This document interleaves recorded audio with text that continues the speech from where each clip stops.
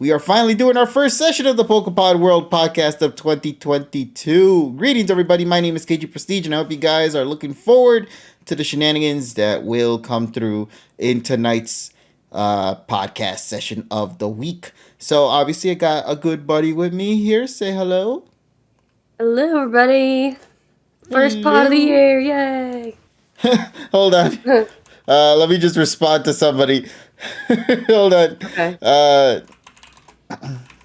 As I was saying before, I see those faces, Donnie. Yeah, we see those reactions before we even go live. The Backstreet Boy.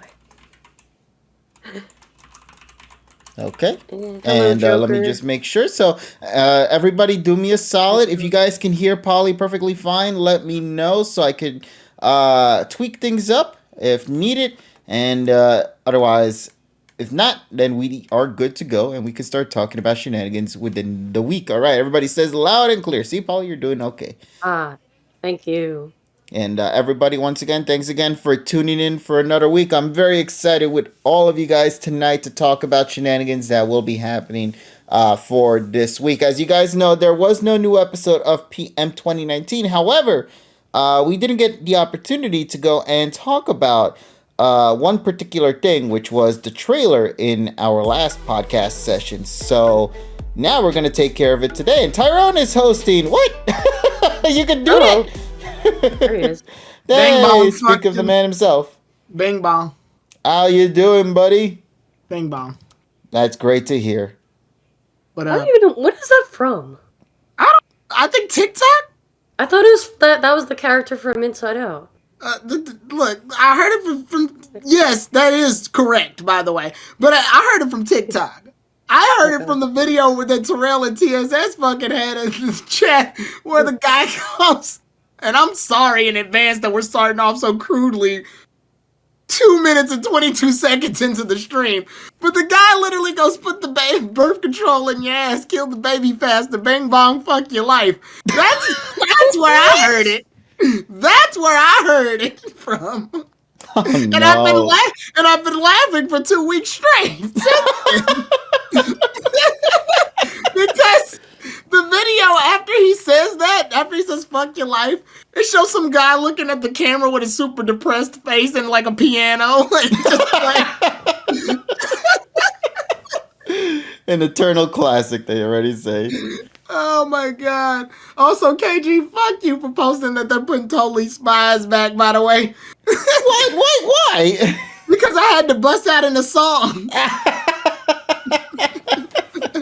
Dude, okay, should we talk about that first? Because this has been a really interesting week when it comes to announcements and all that. We got news. Yeah, we got a lot of news. We got drama to also talk about. I know we normally don't cover drama, but trust me, this one needs to be addressed. Yeah, we stepping on this shit. Yeah, we obviously doing new things for 2022, ladies and gents. It's almost like the gods of the internet were like, okay, there's no episode of Pokemon. Let's give them some news then. Yeah, so Pokemon drama? You'll see soon. I won't elaborate further. Let's quickly talk about this first thing regarding Totally Spies. How many of you guys might remember this particular show back on Cartoon Network? Well, I remember Alex. Yeah, I remember Alex. I remember the other two chicks who were the other two chicks. Yeah, fuck them. Yeah, if you literally go to the tweet where they made this announcement, it's literally nothing but filled with Alex tweets being like, you better not mess her up. I watched it with Natalie once. Okay. That's fine. But I never watched it on TV. Okay, so more specifically, it's Alex, Sam, and Clover. They're the three girls. But I don't care about Sam and Clover. Alex is the only character that matters to me. Yep, and it has been officially confirmed that a new season, this isn't a reboot, this isn't a new generation or anything, no. A new season of the animated series, Totally Spies, is apparently now in the works. That means it's already in motion to happen at some point in the distant future. I am in disbelief to know that this is actually happening. I have no idea how we got to this point. I really don't. Also, hi there, buddy. Hello. Hi, guys. Hey, welcome aboard, pal. Right now, just to catch you up to Talking speed, about the new season of Alex and Friends. In Oh my regards God. to Totally Spies, to be exact. So Yeah, that's its official name, I guess. yeah, it's actually I love everyone's that show. simping for Alex, but in reality, it's Totally Spies. Hey, you shut the Yeah, fuck bruh. up. Alex Alex is is best perfect. girl, okay? She is the Alex is best girl. Thank you. Thank No, you. man, that's not the Yes. truth. Clover is indeed the best. I will girl. fucking kill you. I hate Clover. Dude, Nah, you bro, didn't you know see it I from thought her I- perspective. That's just the honest truth, bro. There's literally a mission where she worries about the fact that she has like a pimple on her head, and she worries about that the whole fucking mission. Would you not worry literally. about having a pimple on your head, bro? Because apparently she's got this dumbass date later that day. So like that's literally her whole focus. And then Sam, she gets brainwashed every fucking episode. I shit you not. I looked back at it. She gets brainwashed a total of 18 times in the show. Why? The reason why is because she's the smartest of the three. Like, all the girls do have their own little, like, I guess their own little quirks, right? Clover's supposed to be the cutest, fashion sense, oh my god, valley girl, hottest, whatever. Sam is the smartest, right? So if she used her brain at any point during these missions, the episodes will be 5 minutes long. So what they have to do to compensate for that is that they have to brainwash her or make her fucking stupid or make her like unable to do anything, or an episode where she acts like a baby the whole fucking time. They literally gotta scramble her brain into potato salad so that she can be incompetent. And and Alex, she's the best one. She's literally the best fucking character in the whole show. Her gimmick is that she's silly. She eats a lot, she's silly, she's funny. But she's also the best character, and the best designed, and the cutest, and overall the better character. Just everything. and better at everything. Damn, you coming could to tell who Tyrone's Tyrone is a TED big fan of. Yeah. Oh, man. It sounds like the Powerpuff Girls. It's literally the Powerpuff Girls dynamic, is. actually. Yeah. It gains inspiration from not only the Powerpuff Girls, but it's also it's Charlie's Angels. It's literally Charlie's Angels. They even have like a guy, Jerry, they talk to. Yo, for the Jerry, mission. though. Yeah. So it's literally just that. You described it perfectly. Dude never like- shows up until like at certain major events, which I think they even made a big deal once before when he showed up for the first time. Because I think he's normally like never in person, if I'm correct. No, Jerry's in person. No, I recall there was a time when he wasn't in person, or maybe that was the focus of that episode when he wasn't there or something. Oh man, but yeah. So like in all honesty, having all three of them just be present like this, to come back again for a new season. Once again, to reiterate, this isn't a new series. This isn't a reboot. This isn't Now, far the off old future writer, thing. the old writer, I believe, had to leave because he was into some shit. Yeah. The girls would get bounded a lot. There's a lot of moments where the girls got tied up in bondage, like a lot in the show. That's what I've heard most about this show. There's the girls would get tied up a lot, and not the fact that they got tied up in suggestive ways. How did this get past the censors? There's a lot of times where you had to look and go, you can't. It was one of those parents walk into the show during anime moments. Oh. Yeah. Hold on. So, we did get this announcement from the person named Thomas Astruck, who is known for being the one responsible for creating and directing Miraculous, I believe, which I think some people might know of. So they made a tweet stating that yes, there is a new season of Totally Spies that is in the making. However, Thomas will not be involved with this new season. Yep. He is very happy to see, though, that it is coming back with technology and animation improving since the time that this series came out. And he also states that this was one of the first Western action / comedy series that had leading girls as the main stars of the show. Just very happy Canada. to see. Yeah. And as anime, they're just excited to see where things are going to go. I kind of wish because we got them. I also want Martin Mystery, because they're made by the same people. Martin Mystery is literally the same. They even had a crossover episode. Yeah. which is crazy to me to think about. Yeah, it was cool. I like that. So I wish Martin Mystery would come back too, but I doubt it. Totally Spies was more popular. They had more seasons. That's just Really the honest wanted truth, the though. gadgets. Yeah, unfortunately. Oh, I mean, Martin Mystery was cool, but I think Scooby Doo was like outmatching it. Whereas Totally Spies was just like calm down to Charlie's Angels. Well, calm with huge air quotes.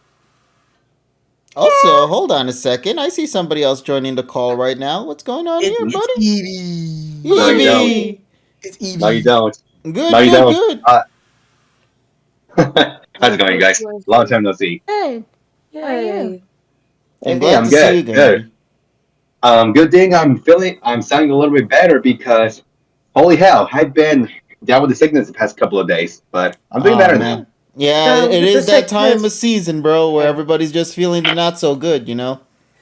But I'm glad to see you're doing fine, buddy. Knowing you, we got a lot to talk about, given that we've also entered a new season for anime as well. But we'll get to that. Actually, there is an appropriate time to talk about that, but I'll save that for later when we get the opportunity, though, Evie. So Of course. Hey, Chad, how's it going?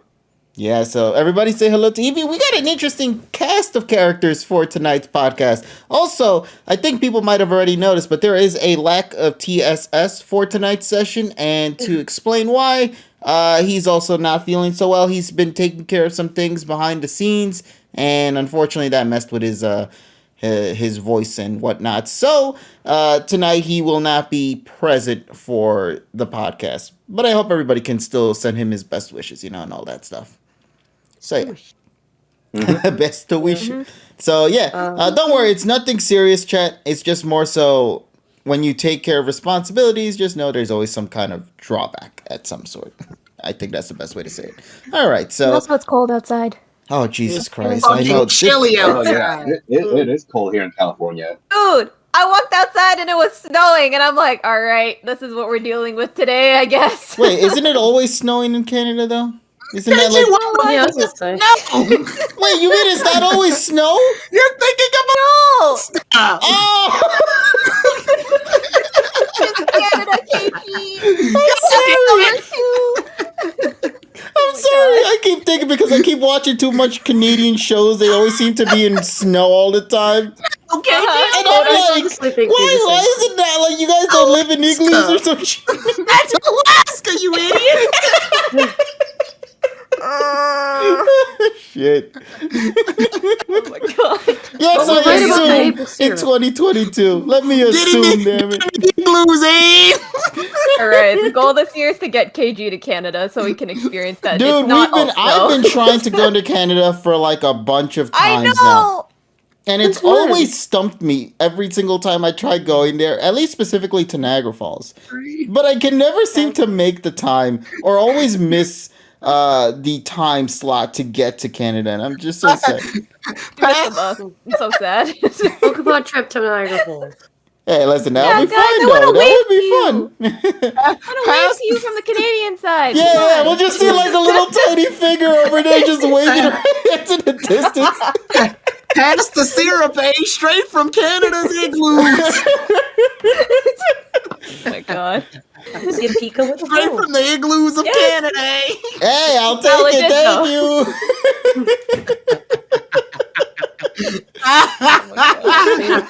I believe this is actually my first pod and Evie's first pod with Emmy.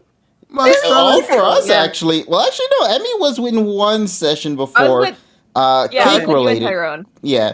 Oh my god. So, in regards to this year, and also as an official member of the pod crew, yeah, this is the first one. Yeah, and I'm very excited to have you on board, buddy. Thank you. I'm excited to be Okay. here. Thank you guys. Oh, Thank you. man, and I Tyrone, can't please wait don't to see die. the shit that's gonna ensue now with all of us here. Good. All I need is some good old Canadian syrup straight from the igloo. You're still going with that? He's still going. Oh my god. Oh, damn. Da-da. I think, KG, you want to know what killed it? Not the fact that you Yeah, said Molly. it snowed. I think it's because you said there was igloos in Canada. That fucked me up. Oh my god. I always laugh though at like like the U.S.'s interpretation of like what Canada is, because like for example, like Fairly Odd Parents, I swear like they said like Canada had like the greatest like pencil sharpener or something like that, and I'm like, where did this come from? I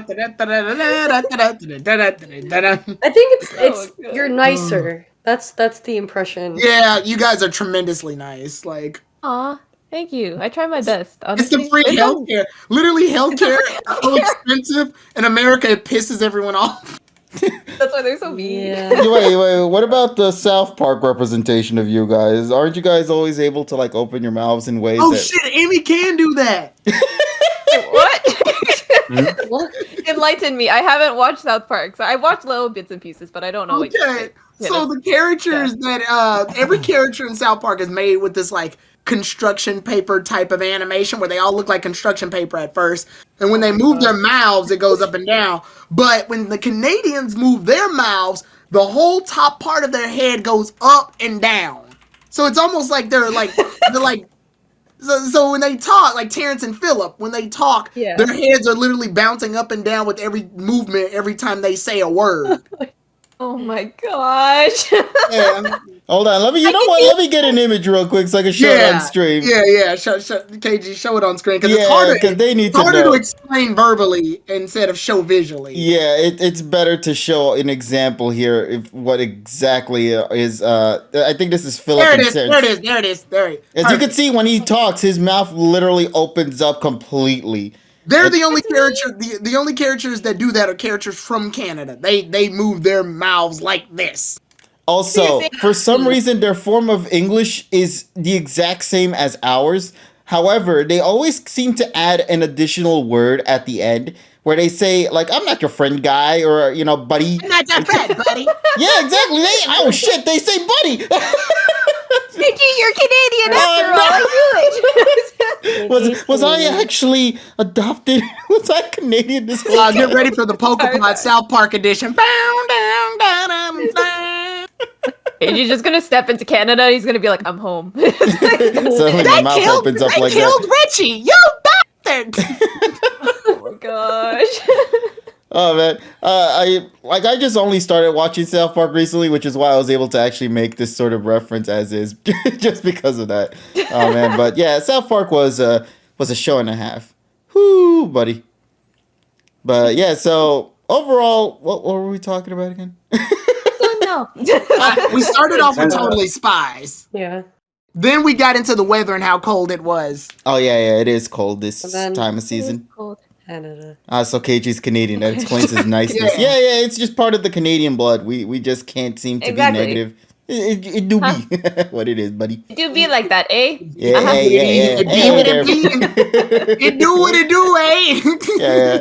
Careful what you say there, guy. All right, then. So, Try some syrup straight from the igloos, eh? God. KG, I thank you so much for kicking the year off with igloo syrup. Thank you. Thank you. Thank you. I thought it was the good side of New York. Wow. It's the one that's closest to Canada. So, I mean, there you go.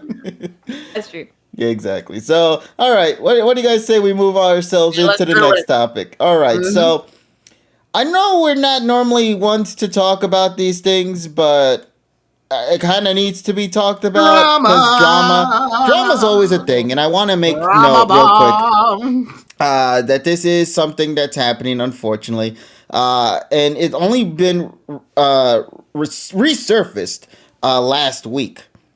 Because people decide to say, hey, let me go and look back into your history real quick. And lo and behold, we found some beef that's happening right now with two individuals that have, I guess, blew up the social media as a whole to where even the news networks like Good Morning America began talking about it. And even The Rock himself, Dwayne The Rock Johnson, also had to contribute. Bitch. Yeah, so... This Bronies. is going to be an interesting thing to talk about. So, ladies and gents, let's go take a second to quickly talk about the beef that's happening between two iconic legends Oh, I know what you're Elmo gonna say. and Sorry, Rocco. Polly. Oh boy. Oh no, not this shit. No. Yeah, so I knew- obviously we have to talk about these two because it's needed. It is needed to be discussed. And I love because I think TSS was the one that elaborated further on this whole mess, if you even called a mess, about the beef that's happening between Elmo and Rocco from Sesame Street that we have to go and also react to the listen, I showed it to Tyrone. I think he's the only one in Oh this. my god. He's the only one in this call anyway that I showed the live reactions or seen their live reactions to the shit I showed them before about Elmo just straight up yelling at a rock for 3 minutes. And I just love the fact that almost everybody in Sesame Street is perfectly okay with Rocco, but the only one who loses his shit is Elmo, which I think is the funniest thing ever.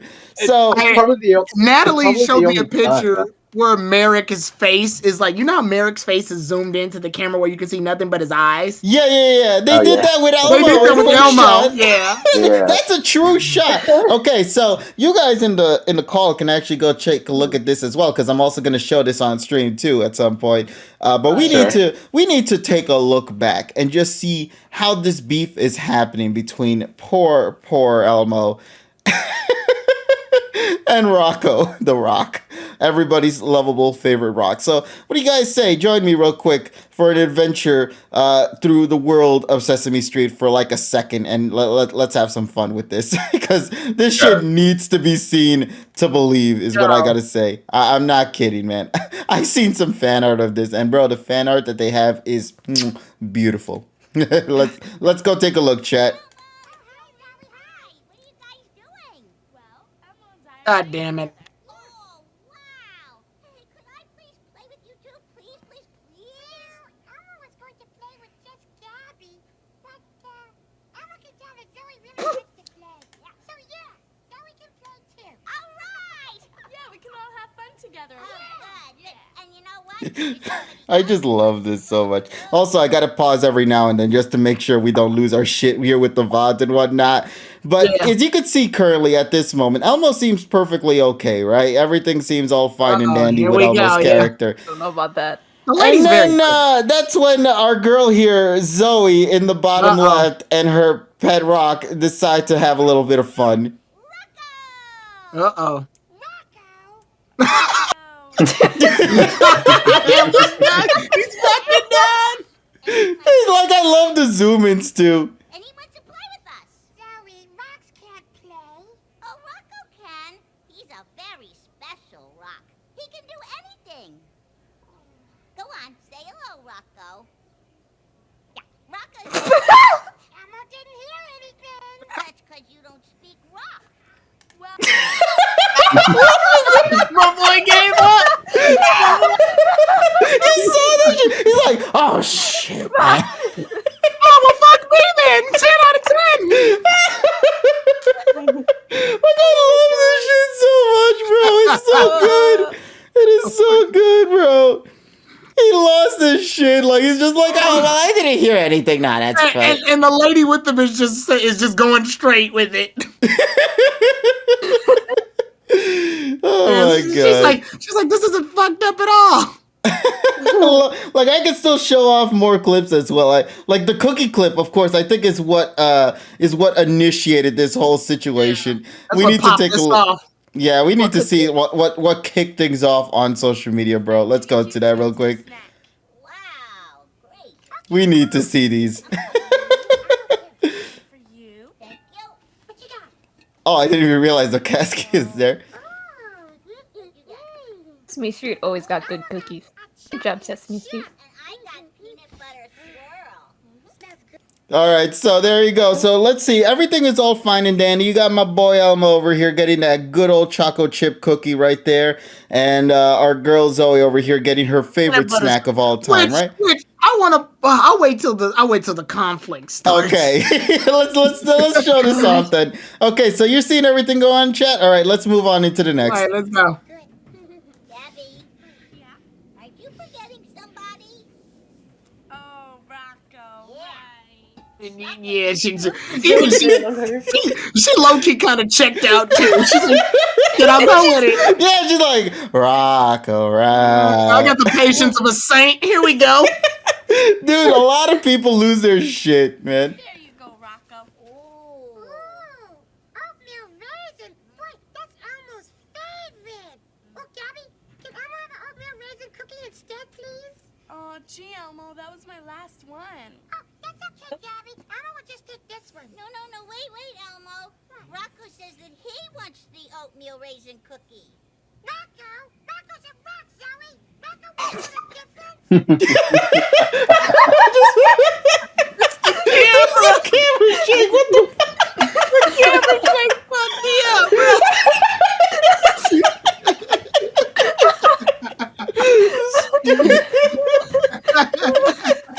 I don't know who I should give an Oscar to. The person who edited this or the person who made this I know. episode. Like, I want to point out something.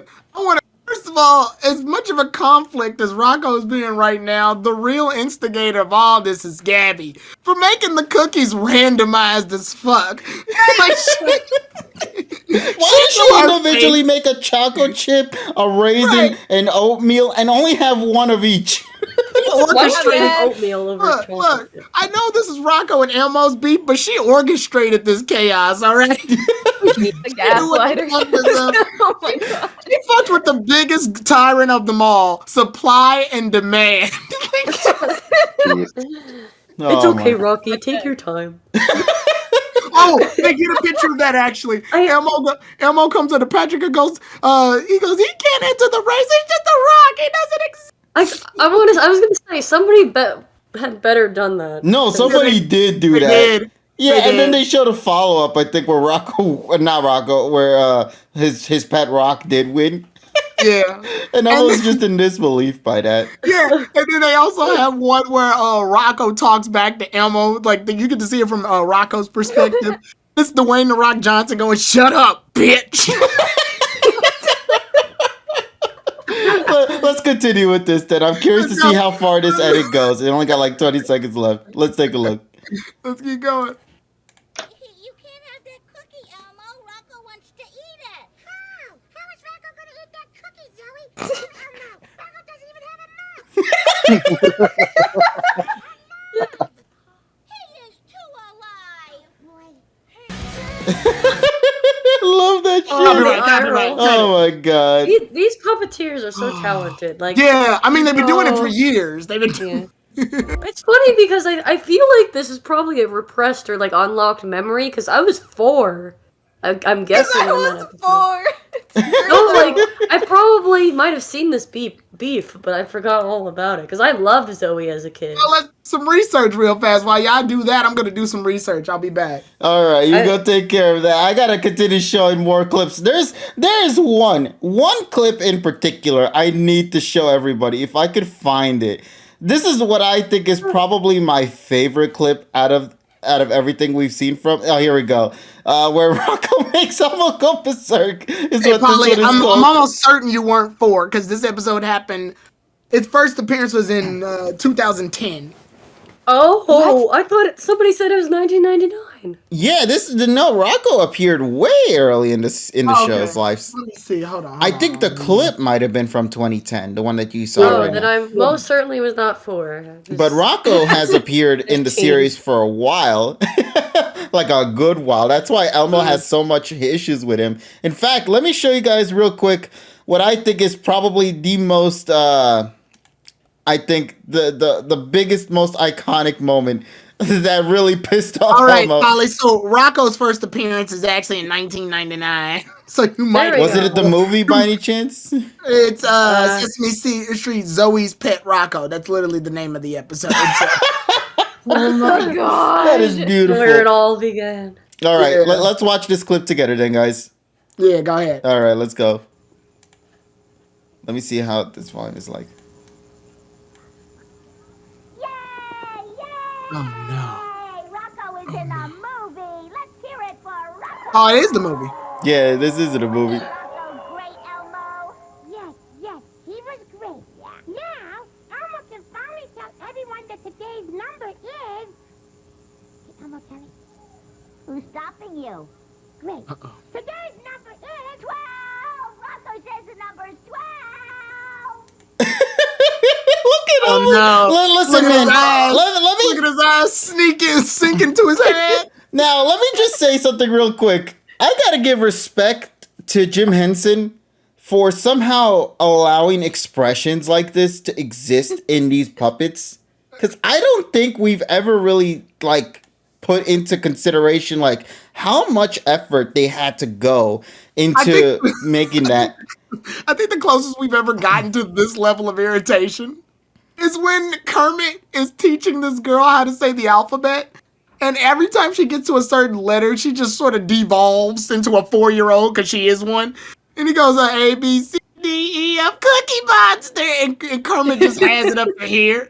And then the second time she starts laughing and saying Cookie Monster, his face like crumples up. And then gives that look that's become the most iconic meme expression. Right, But we gotta see what Elmo does, though. This is needed. This is needed to be seen to believe. Let's take a look real quick. Elmo is supposed to say the number of the day, not Rocco.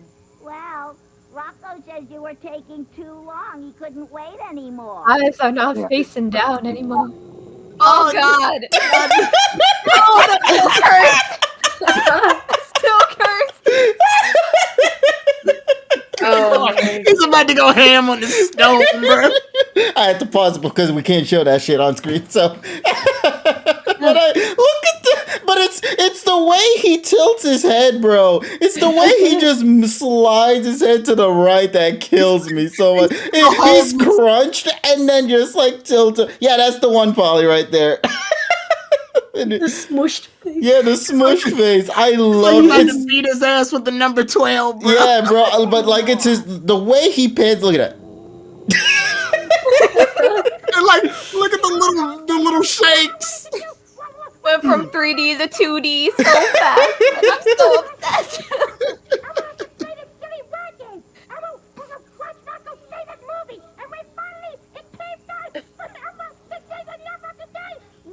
Oh, poor guy. I feel bad for number 12. He's just witnessing all of this. Oh no! Elmo is not playing with Rocco or you anymore! Elmo is going to play by himself! Grover doing back there. Yo, Grover's yeah, holding a whole conversation back there. I've never seen Elmo had a mental breakdown like that before. It's because I don't think we've ever paid attention to Sesame Street until then. But I just love his shit, bro. Like the way he loses everything, bro. Just to talk beef with a rock is, I think, one of the funniest things I've ever seen to start off 2022, bro. Oh my god. Check Twitter. I showed. What'd you show? Hold on. Let me see. What'd you show on Twitter? What'd you post on my Twitter.com, bro? Let me take a look real quick. Oh my god. Oh shit! The key has somebody. Hold on, we need to show this real quick. They posted the stare. We need to show people what the hell is going on with this one, because this is the stare. This is needed to be seen as well. Hold on a second. Let's go take a look at this real quick. Rocco, our favorite rock. Oh no. Oh my gosh, that looks so cursed. Can you see the demons in Elmo's eyes right now? Yeah, he's losing his shit, bro. He's losing his fucking Channeling mind. Squidward right there. Everybody lost their minds with this one. Yo, It is so good. I love how Elmo was just staying perfectly still, just staring into the abyss. Yeah, there was somebody that did an edit of this where it like zoomed in and it just turned black everywhere around him, but it still kept Elmo in color. I wish I could find that video somewhere. Familiar faces, Rocco faces, Rocco faces. Oh my god! So there we go. Just stop that right now. But the beef that Elmo and Rocco share, as you could see, transcends past decades at this point, bro. It's iconic. I just want the JoJo picture of like the Rock and Elmo. Oh shit!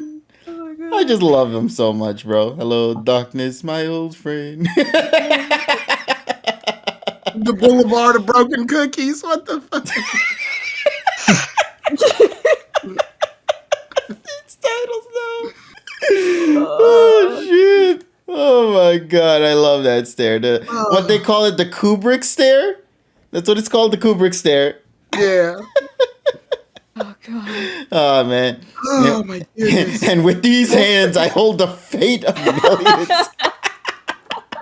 I'm just telling you, bro. I'm sorry, but I just love the scrunch that he makes with his face, though. It is honestly so good. Like, I'm very happy this became a meme. I'm so happy that this came back alive again to allow people to laugh at this time. You know what I mean? With Elmo's beef. Especially when you see even Elmo on Twitter started talking shit about Rocco. He made some tweets about Rocco as well. Fucking real. I'm telling you, bro. I need someone on there to go make a Twitter account for Rocco and then piss Elmo off. Please. Please. Wait a second. I need to show this though. I'm gonna show this on the stream, but this face that Elmo's making right now needs to be seen. Why is that face there? New year, new Elmo, but same Elmo. Look at his face though. Oh my god! If you go down here, you'll see that. You'll see he's tweeting about it, saying, "Don't worry, everybody. Elmo and Zoe practice sharing and still are best buds forever. Elmo loves you, Zoe." Elmo doesn't want to talk about Rocco. We don't talk about Rocco. Go. He even follows up that tweet by saying, "Has anybody ever seen a rock eat a cookie?" Elmo's just curious. Eric's just curious. Google it. So good, bro. Look, oh man. But this is another one. All right, this is another good one right here. Another good classic as well. I also love this one too, where it's just I think Zoe talking about Rocco and trying to dry him or something. Let's see. I'll be right back. Hold Rocco's hand while I'm gone. Rocco's hand, but Rocco's just a... Oh, all right. I just gotta show.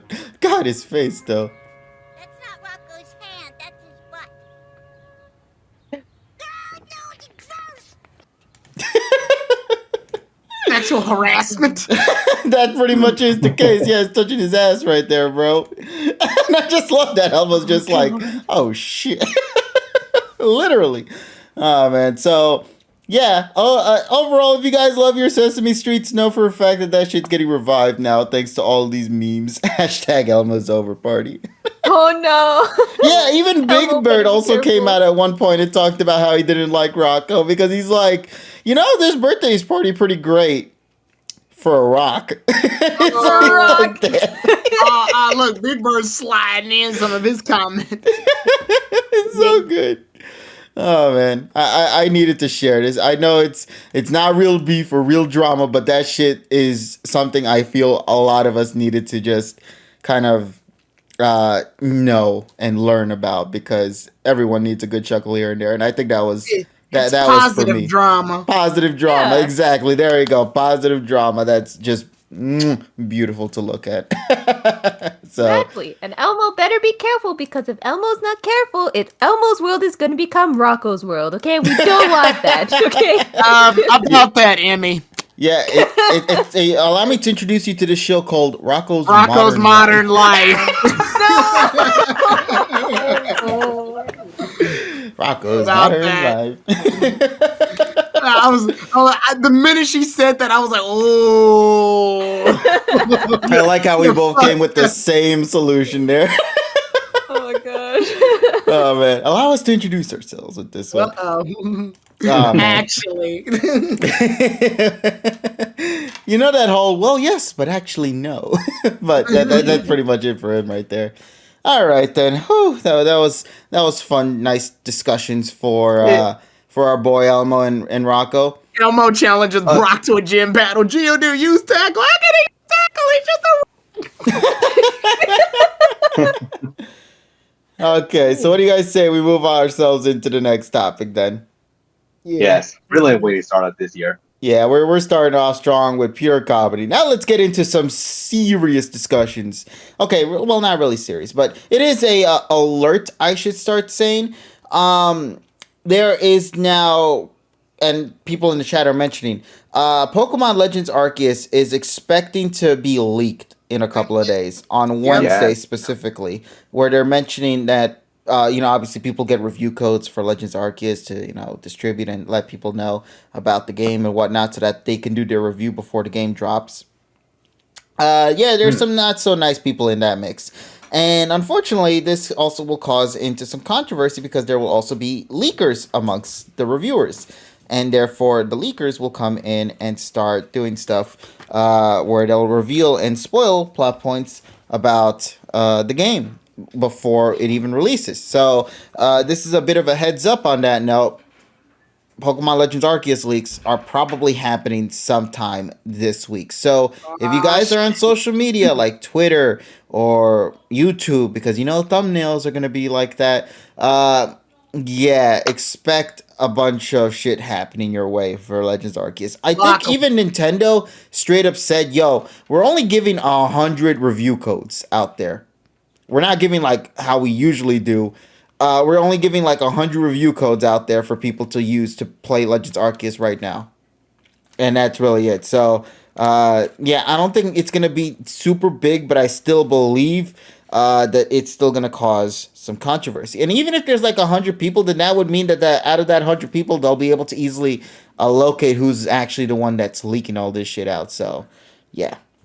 We'll have to wait and see. But until then, though, if you guys are really wanting to go in completely blind with Pokemon Legends Arceus, do note there will be shit happening real soon. And I guess as we're talking about Legends Arceus as well, why don't we take a second to also talk about another thing real quick. So we got a overview trailer, I think, a couple of days ago for Legends Arceus, which gives us a little bit more in-depth look into the world of what we're going to be getting into with Legends Arceus and the Sinnoh of Old, titled Hisui. So, it was a two trailers, a 6-minute overview trailer that came out last week, which I think was only Japanese exclusive at the time, and then the new one that came out today, which is just another look into Legends Arceus. So, I don't really have anything to add to it. I'm optimistically cautious. I think that's the correct term to use it for this game because, we've had experiences where we've played games and it's like, okay, let's not set our expectations too high. Let's just hope that the game delivers. And so far from what I'm seeing, I like it compared to when we first saw it back when it was announced in February of last year. Best game ever a game later. This game stank. Pretty much. Bye-bye, BDSP. I hardly knew ye. I don't want to play with you anymore. That's what I was trying to think of. I'm still trying to beat Cynthia for the 9th time. Uh-oh. Oh, and you can lose your shiny Starly. Remember, if you shiny hunt, you can lose shinies. What? Okay, actually, I can't wait. I can't wait for people to be confused as all hell when they see a Glalie with red eyes and they think it's going to be a shiny, when it turns out it's not. Oh boy, a shiny clearly coming in. Whoop, whoop, whoop. It just bops you in the head. No, man. You gotta earn it. Nah, but I'm excited. I really am very excited to see what's going to happen with this new one. I think it's going to be a lot of fun. I'm sad I can't find them anymore. I love the Dragon Ball memes that came with Legend Arceus, and it showed Goku and Cell fighting each other. This is nobody, me and an Ursa ring.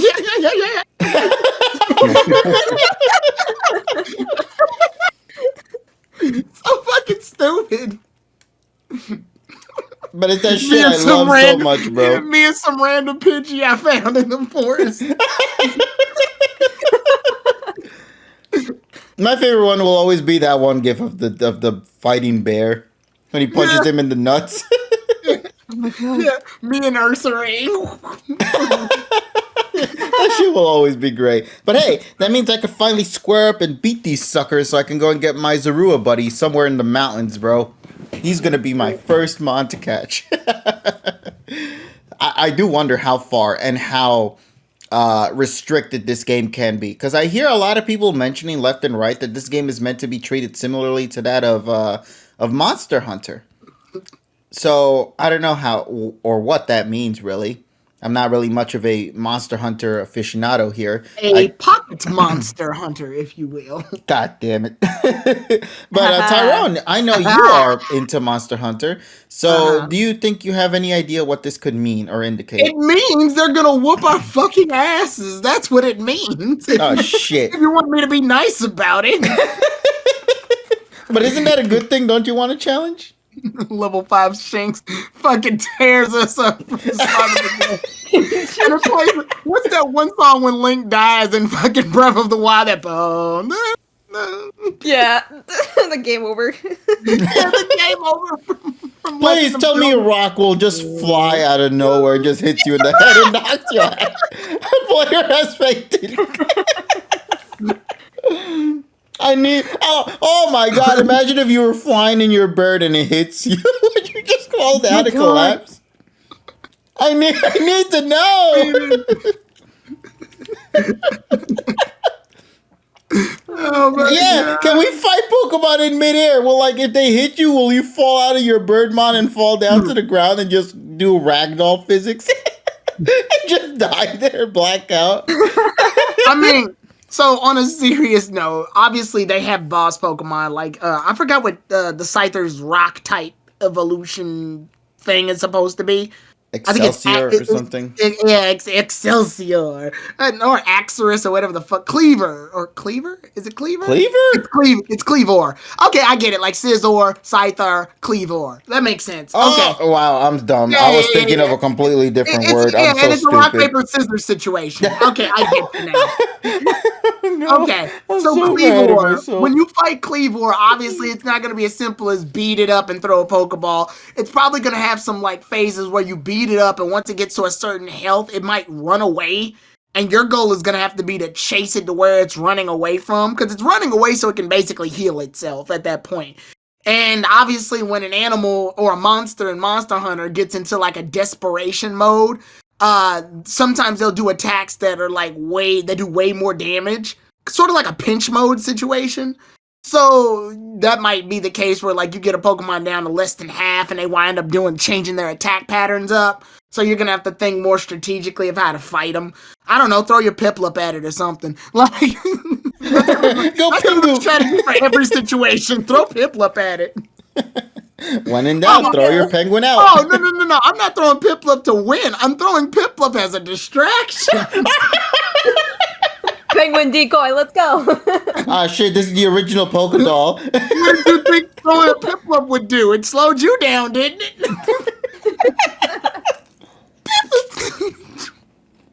I just imagine Ursaring just smacks that Piplup and it just ragdolls to the side.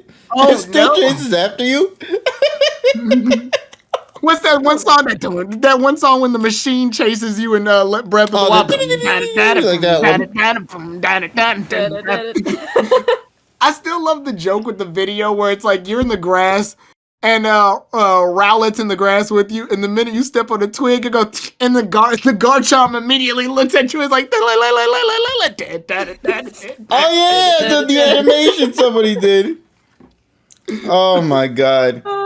Oh, we're gonna have so much fun fucking with, because there's gonna be people that are literally just fucking with Pokemon.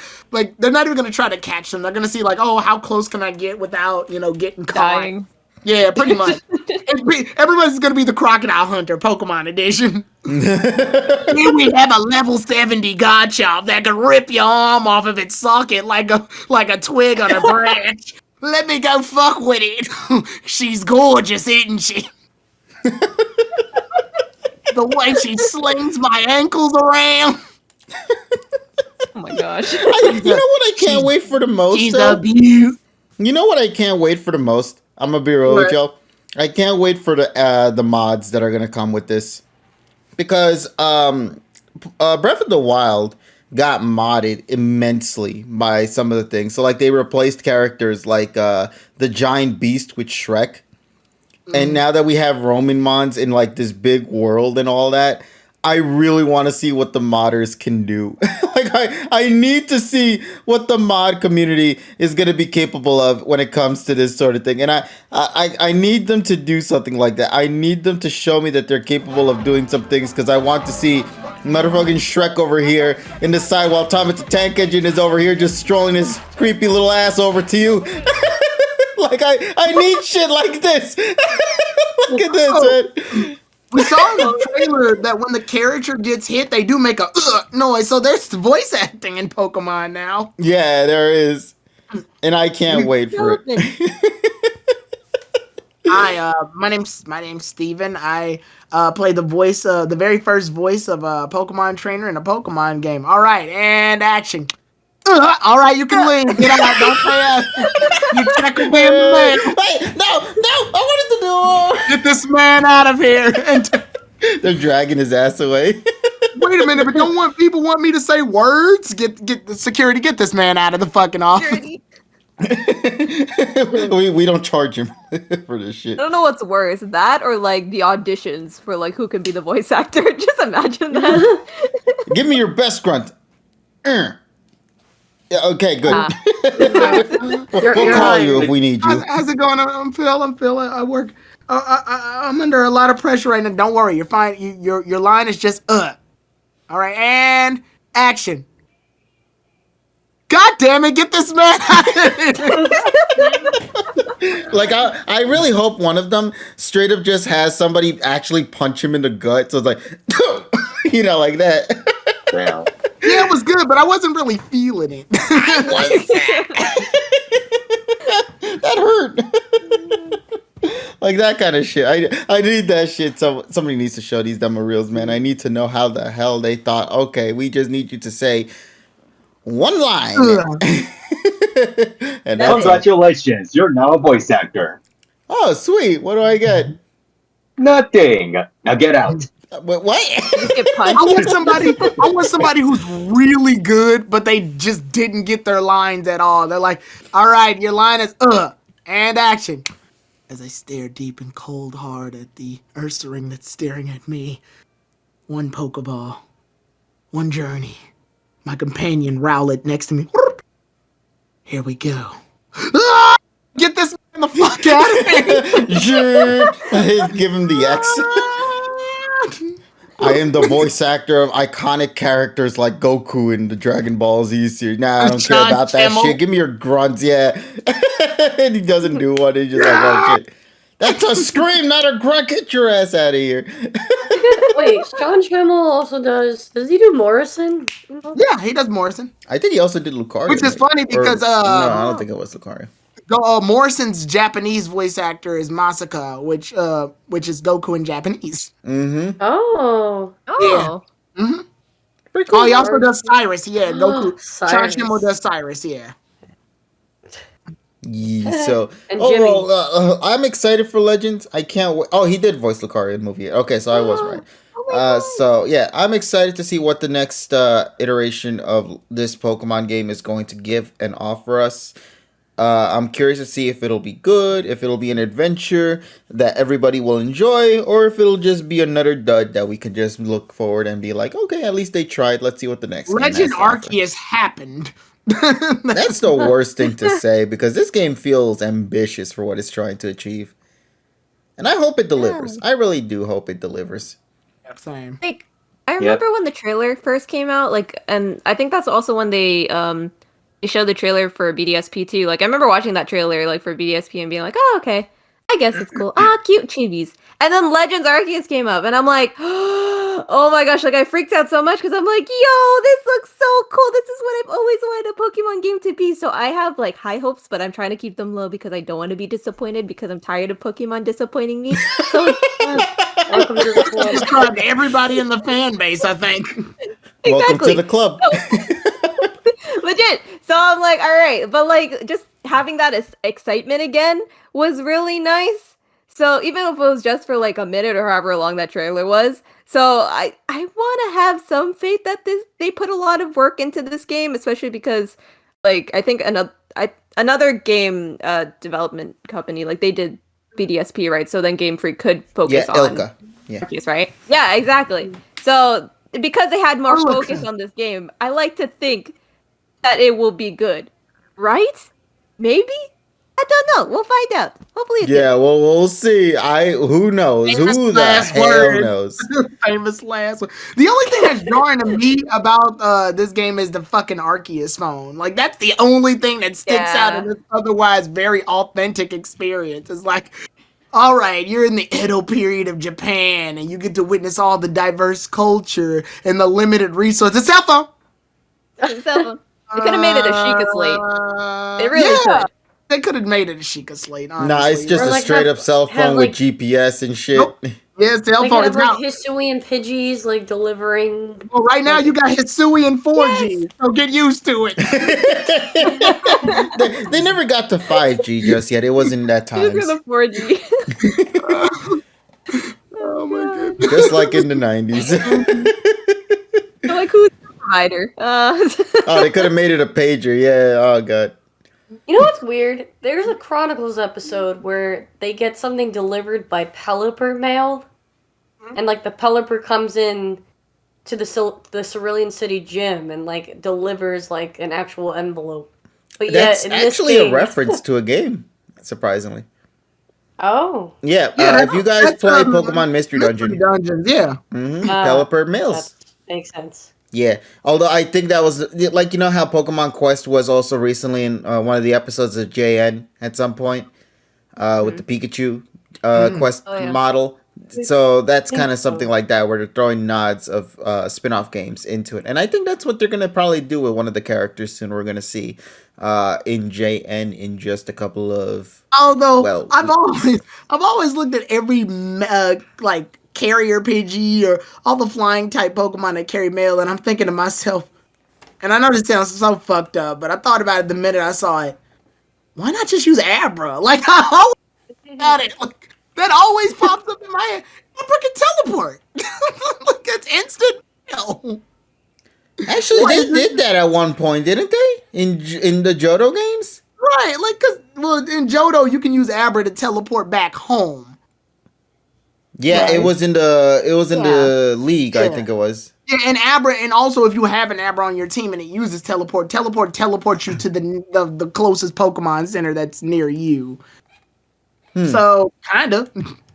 Well, I- Tyrone, like Abras are like the equivalent of like self checkout at like the grocery store. It's taking the Pelipper's jobs. We can't do that. They gotta keep You're their saying jobs, that. man. But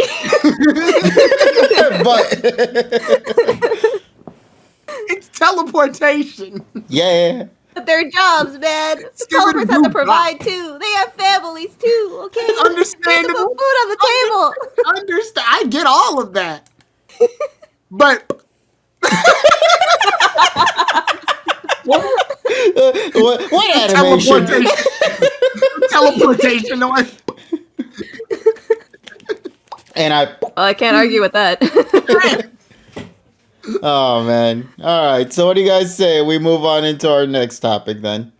yeah. Okay. So I know we're not going to talk about Bitch and Cassidy for like an hour, so I'm going to save that for a little bit. Well, we already know who's supposed to. Yeah, talk. we That's know not who's our- going to that's do the not our- feature-length that's- presentation I was for that literally one. about to I thought Emmy reference them. said me. I was like, what? Oh no, absolutely You not. want to get picked out that quickly? I'm Okay. waiting for the Polypod. Let's go. Come on. Don't worry, her time will come. But Holy right God. now, because we did save this and we were going to talk about it for a bit, let's also take the opportunity to talk about the season that we are currently in of Winter 2022. New season. What does that mean? A new batch of anime happening at this time. So, given that we literally just started during the first week of what I think is Winter 2022, I think this would be the appropriate time to go and give some recommendations to all of you folks out there as to what you guys should be focusing on when we're watching this season. And there is a lot of good shit. I think a lot of good slice of life shit as well. And I honestly have some nice recommendations. And I wonder if those here in the call and maybe those in the chat might share some similarities with mine as Yes. well. So what do you guys say? Let's get into it then. And let's go. All right. So, obviously, we're gonna go and take a second to thank my anime list for using this as an opportunity for us to like look further into the shenanigans. So, we got, as you can see here, a bunch to go through. So, let's get right into it. Evie, I know for you, buddy, you are also one who loves to, we always do this whenever we can to talk about anime of the new season. And I have to ask you, buddy, what is your big expectation for this new season of, well, anime? To be honest with you, I haven't really looked into this season too much just yet. All I know is that we are getting some, new seasons of anime we're already familiar with, and of course, an anime that you've been anticipating, myself included, being My Dressed Up Darling. Now, Yes. I know the first episode came out over the past weekend. Unfortunately, I still haven't watched it only because I wanted to react to it with a friend of mine. But outside of that, I am still looking for more anime to recommend. If Chad or UKG has any in mind. All right, I'm more than happy to go and share some thoughts. And if you guys here in the call have any thoughts, maybe on what you might be watching this season, or maybe a suggestion, you're more than welcome to also say something as well. So, first thing, let's talk about the one that Evie just mentioned, which is for those who were with us with the pod. I've talked about this series since the beginning of the PokePod World podcast, a manga series titled My Dress Up Darling. And it is a simple show about a person who is this trendy girl. Her name is Marin. And she is just basically the typical kind of gal girl that most people would know from like anime or manga out there. However, the thing that she is a big fan of, though, is that she is a big fan of cosplay. So the whole premise on this show is her trying to get into various cosplays that she admires. So she loves a particular character from a manga series or a TV show. She wants to try to put herself in that shoes by like dressing up as that character, whether male, female, or maybe out of this world, like a different character altogether, like a succubus or whatnot. Like that's the premise with her character. The thing is, though, with her, she unfortunately comes with the fault of not really being able to create designs properly. She's relatively new to that, so she has little to no experience when it comes into actually creating these designs. But that's where our Chad, I would like to say, because I've read the manga, so I know what I'm saying with this one. Gojo, he is the main male character that you see right here to the side. In fact, let me open this up properly. I think it'll be better if we open it up just to show it more clearly here. Gojo over here, he is somebody interesting because he's actually, I don't know how they call it, Hina dolls. I think that's what they call in Japan, where it's like those little tiny figurines where it's like this traditional design and all that. He is very well experienced in that because his family runs a shop. I think it's called a Hina doll or something like that. So he's experienced in that sort of design. And that's when he accidentally creates something in the middle of school. And our girl over here, Marin, happens to walk into that same classroom as well. And so when she discovers that he's capable of creating these designs, she requests if he can help create the cosplays for her. And that's where the show's premise will go. However, the thing is, these two characters have very different personalities. As you could see with Marin here, she is the very eccentric, happy-go-lucky girl. She is very out there, very open, free to talk with anybody. It's the typical gal girl, basically. And for Gojo, he is mostly a kind of shy boy because the things that he creates and all that, he feels like is something that not many people will relate or connect with. So he's normally been by himself, is lonesome. He has really no friends at all whatsoever. There was even a joke about that in the first episode as well, where they show somebody trying to befriend him or accidentally thought of them as like another friend before running away and being like, oh my God, I thought you were somebody else. Never mind, let me go, So, two different personalities clash. How will their chaos unfold? As I stated before at the beginning, I've talked about this manga during the first year of the PokePod world, and then extensively even more in the second year at the beginning. And I have to say, I am so happy now, after all that time to talk about this series, that we can finally get to see it animated. I thought this was one of those shows that would never see the light of animation at all whatsoever. But I'm so happy with this. And if you guys are big fans of cosplays or big fans of like how they go through the methods of creating these designs and the intricacies of like every little detail that goes through the mindset of these characters when it comes to creating these cosplay designs and even wearing them and whatnot, it's a joyful ride. It's a really incredible experience. My favorite moment is going to come in one of the earlier episodes of the series. I'm gonna tell you right now, that is going to be one of the best Chad moments, if I could call it that, that I've seen, or one of the best, not the best, one of the best Chad moments that I've ever seen from a male character, and the level of commitment that this man took to get to do something for her. I don't want to specify the deets. If you read the manga, it's like I think chapter 8 or chapter 9, you'll know what I'm talking about. But let me just say, I cannot wait to see that anime. That is one of my favorite chapters in that series, bro.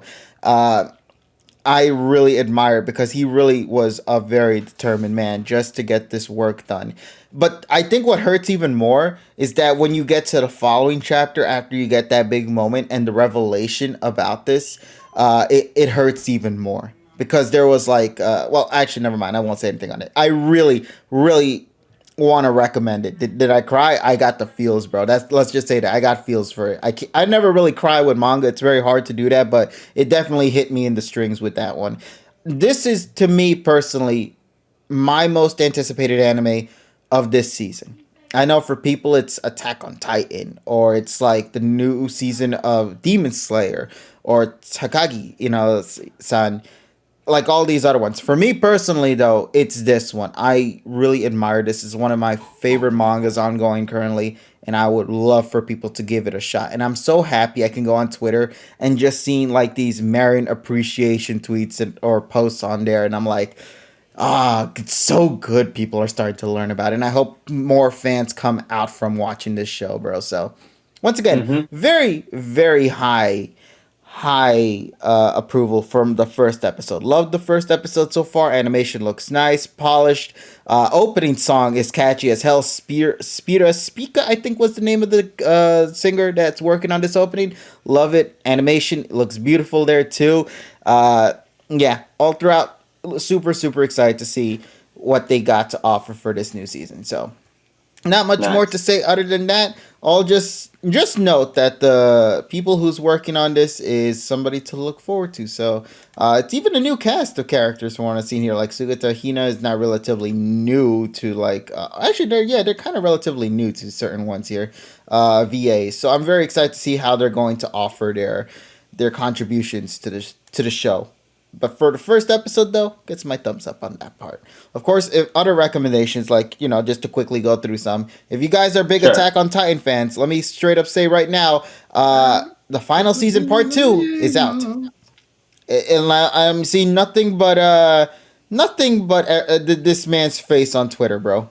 Everywhere I go, it's this man's Twitter, this profile picture, because I guess it's Attack on Titan Day. So it was such a big deal that it broke Crunchyroll, and I feel like that's going to be happening on a week by week basis while this show is happening. Because you got to understand, this is the final part of the final season of Attack on Titan. Attack on Titans, when it hit Crunchyroll, was a fucking phenomenon. Shit was crazy. And Funimation, apparently.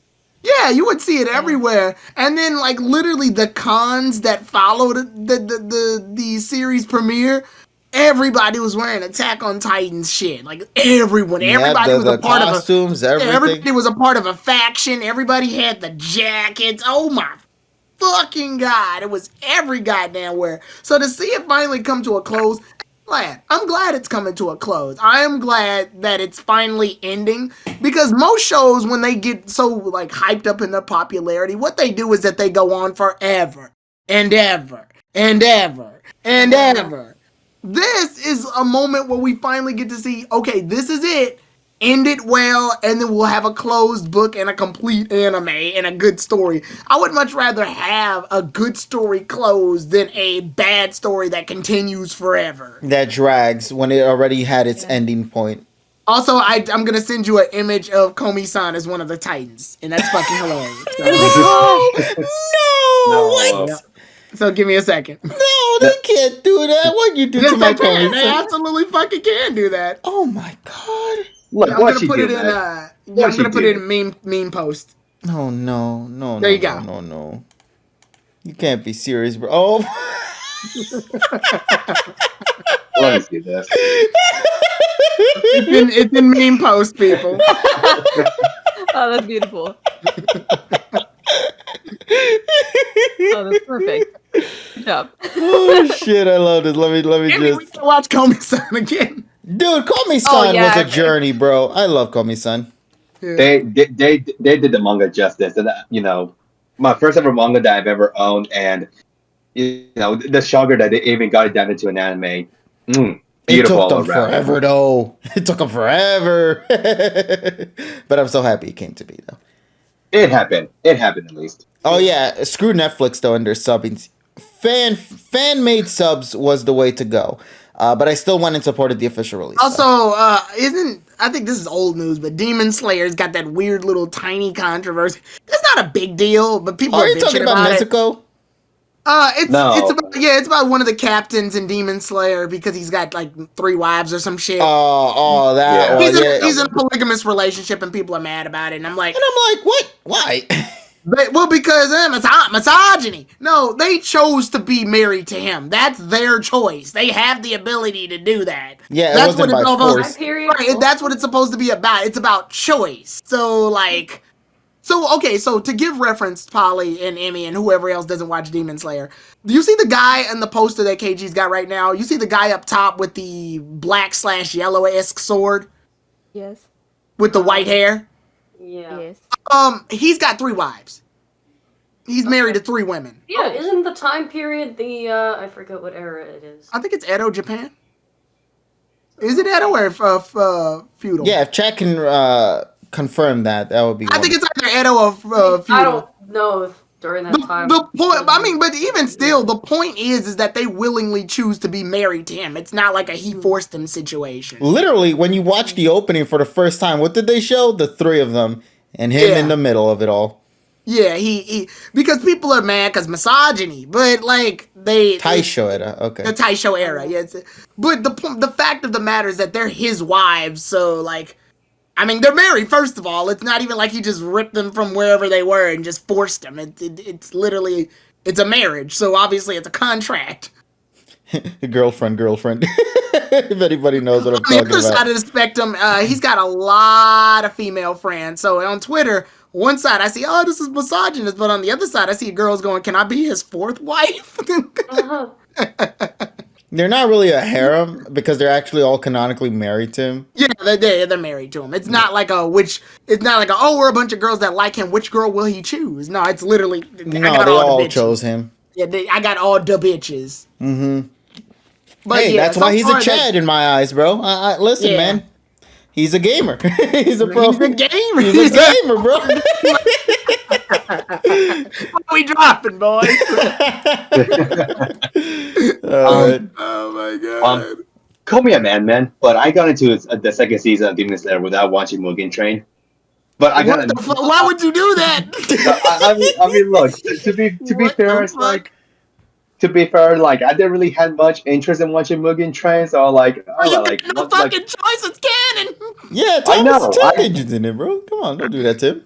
Oh fuck. Okay, never mind. I gotta go. Listen, man. Don't let me get that vibe again of Thomas just strolling by again. Wait, what? I mean, in Evie's defense, a lot of anime movies are usually not canon, so it throws you for a loop when one is. Well, to be fair, that's why they made the TV show second season with the Mugen Train. Yeah, they just went ahead and said fuck it and made the season. But I would watch the movie because the movie's fucking beautiful. The TV series took the clips from the movie and turned them into episodes, but they did add additional moments, I think, to just flesh it out to make them full-fledged episodes. because I already knew what happens at the end of the movie, so I was like, oh, cool, all right, then should I still watch it? And season 2 has been out for like 5 weeks already, so I'm like, you know what, screw it, I'm just gonna watch season 2. And how's your thoughts on it so far, though? It's been really good so far, really good. Great to see the cast again. I've always had this notion that Demon Slayer has always been a better anime than, this whole debate of, Demon Slayer versus Jujutsu Kaisen, and I've always been on the Jujutsu Kaisen train. Now, don't get me wrong, Demon Slayer and Jujutsu Kaisen are both amazing anime in their own respective rights, but, while we wait for the Jujutsu Kaisen movie, getting the chance to watch Demon Slayer is refreshing. It feels refreshing to watch the same cast again. Oh yeah, most definitely. Listen, it doesn't hurt. I mean, watch both. Why not both? Why one over the other? No, watch both. Variety is the spice of life. No, choose Spider-Man. Choose. You dropped both the animes off a bridge. No. I can just imagine Tyrone fucking putting my face in front of the computer screen, but forcing me to watch Mugi Train. He's like, finish it. They got the tape on your eyelids right there just to keep that shit. So different. You and I aren't so different, Evie.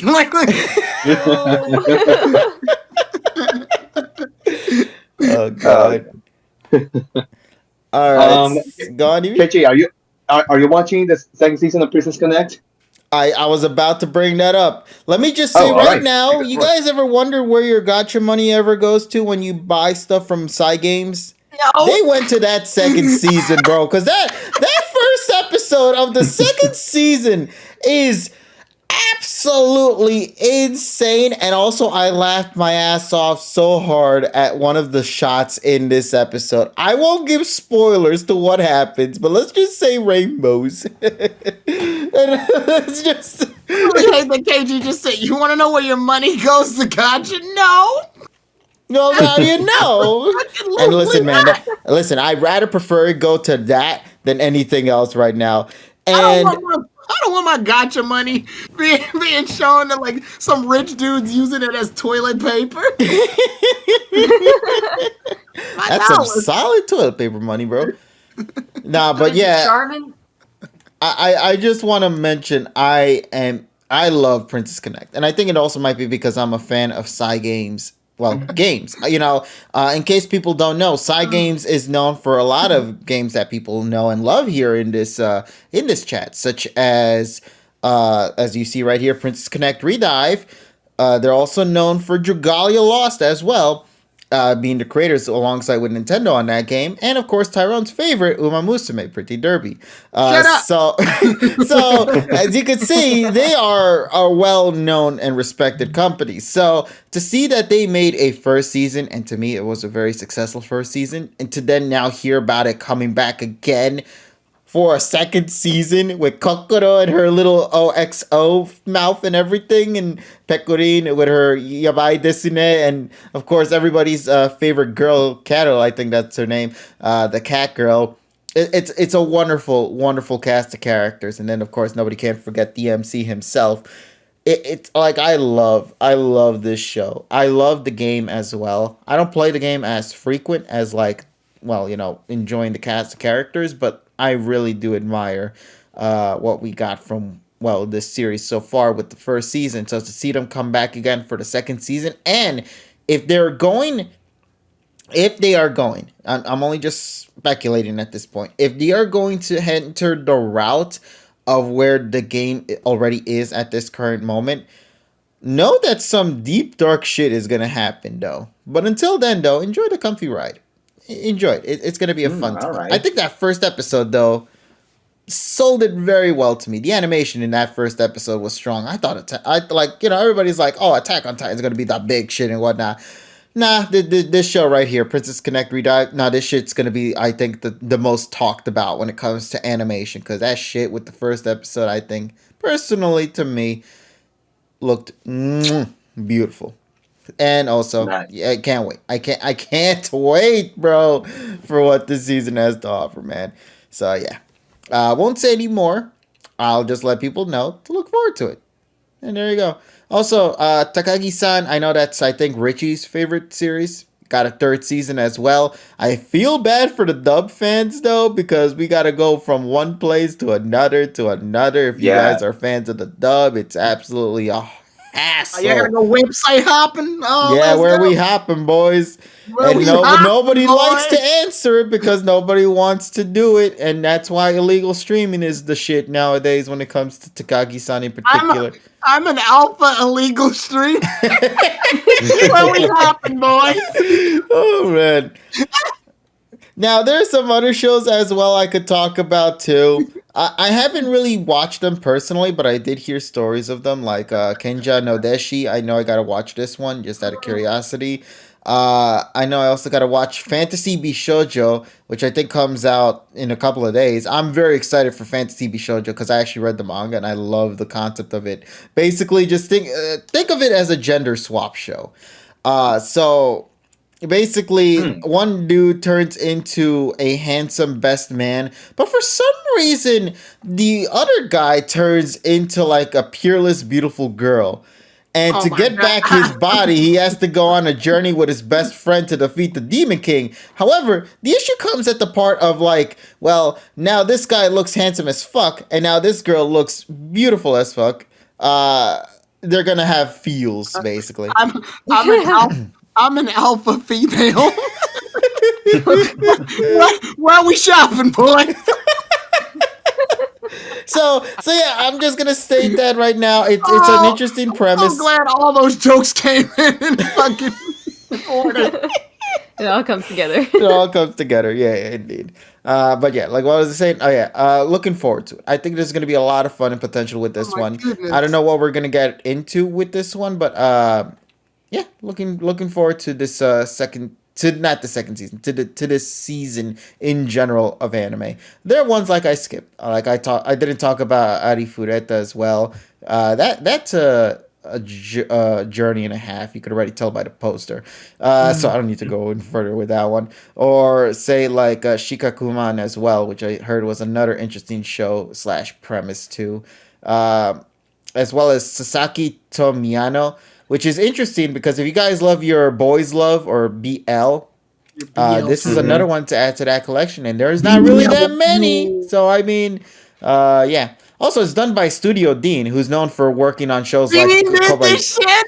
It was done for Konosuba, you know. Dean did this. Dean, what? He's been making anime and hasn't told us. Yes. That's what he's doing. He's done all the time. Son of a bitch! He's been making money behind our back. Why do you think he's been silent all these years, bro? Son of a bitch! Oh my god! I just want to go and edit this to just say Studio D now.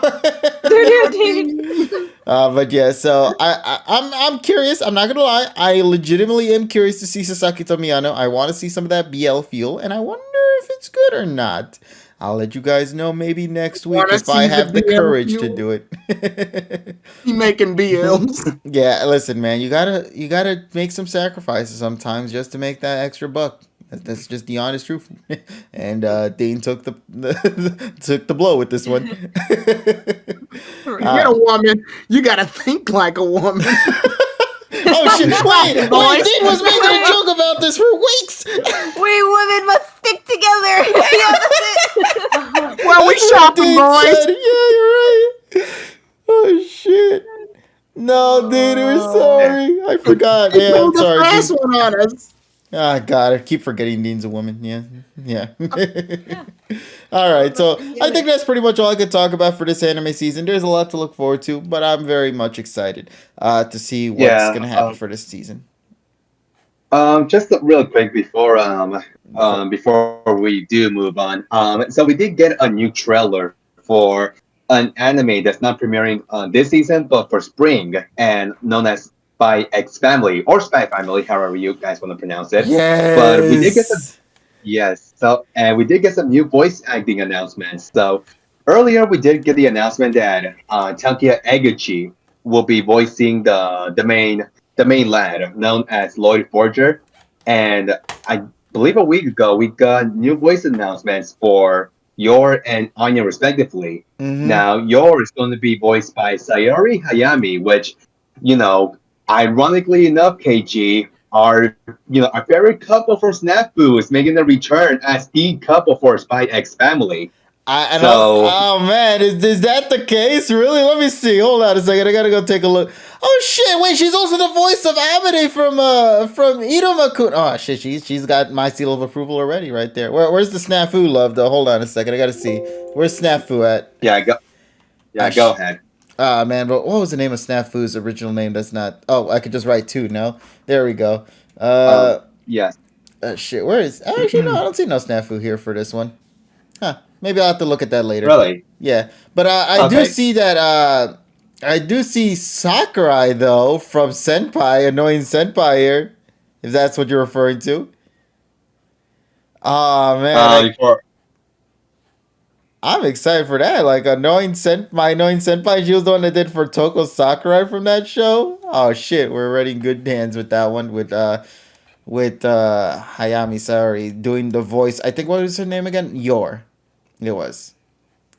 That's Yor, yes. And Anya, the little girl, is the same voice actor as your best girl and Bunny Girl Senpai as Ryo Futaba. Oh shit! The scientist. Yeah. What? Oh my! And also look at this guy's list here. Holy shit, he's got a good catalog of stuff. Oh, he's Hachiman. Oh shit! You're right. He is the voice of Hachiman from friggin' Snafu. What the hell? Oh, no wonder I couldn't find it because it doesn't say Snafu here. It says Yahadi. Hold on a second. Let me go take a look real quick here for this one. But yeah, great cast of voice actors. Really excited to see what how this anime is going to adapt to the manga. The trailer looks amazing.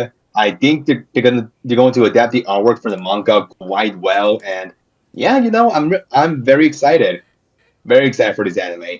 Yeah, I also saw right now. Yeah, you're right. It is our best duo couple right there. Oh my god, I'm so excited just for that alone. Oh shit, this is gonna be exciting, bro. I'm Spy X Family. Even Terrell, he's a very, very big fan of that series too. So a lot of people are looking. It's kind of like similar to what's the name?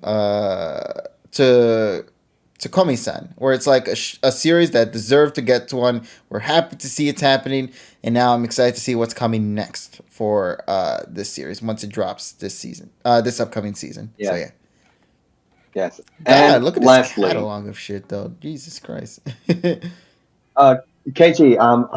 have you ever heard that what is it? Oh Jesus, give me 1 second. Sure. I'm having a huge brain fart right now. Bear with me here. Okay. The manga writer for Nijicho is resuming his work.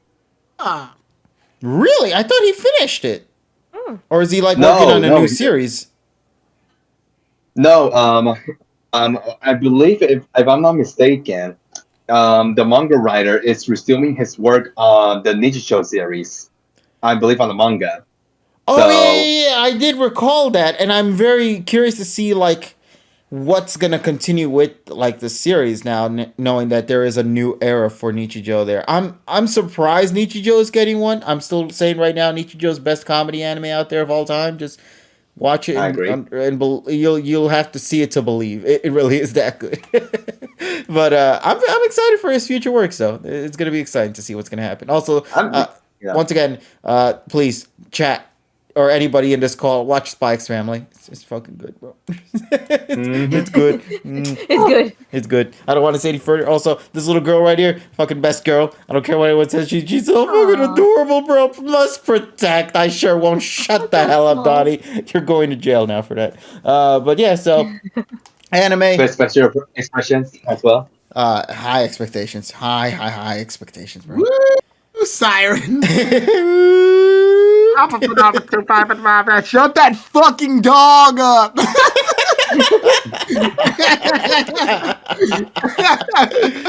Oh, okay. Spy Family, huh? Like this isn't the first case. I'm going to jail. Another SPF, huh? Damn. Damn. Damn. Bad boys. What you gonna do? I watch it. What the? Please don't give me no break.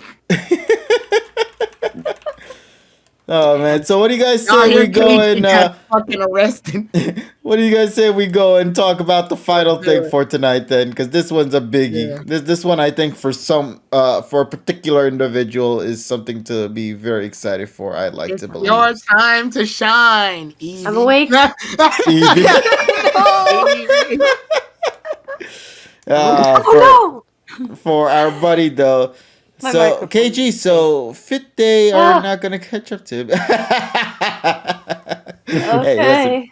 But yeah, so Polly, I'm going to now pass this one on to you. I think everybody had their moments to contribute some form of discussion for tonight, and I want to save this Got one this, for you Polly. because I know you, out of everybody, and this is why we kind of not talked about it the last time when this first got announced in the trailer, because we were kind of hoping, as you being the Rocket fan, Yes. you would be the one to contribute the most on that. But as you already know, that didn't happen. So now we're going to fix that tonight.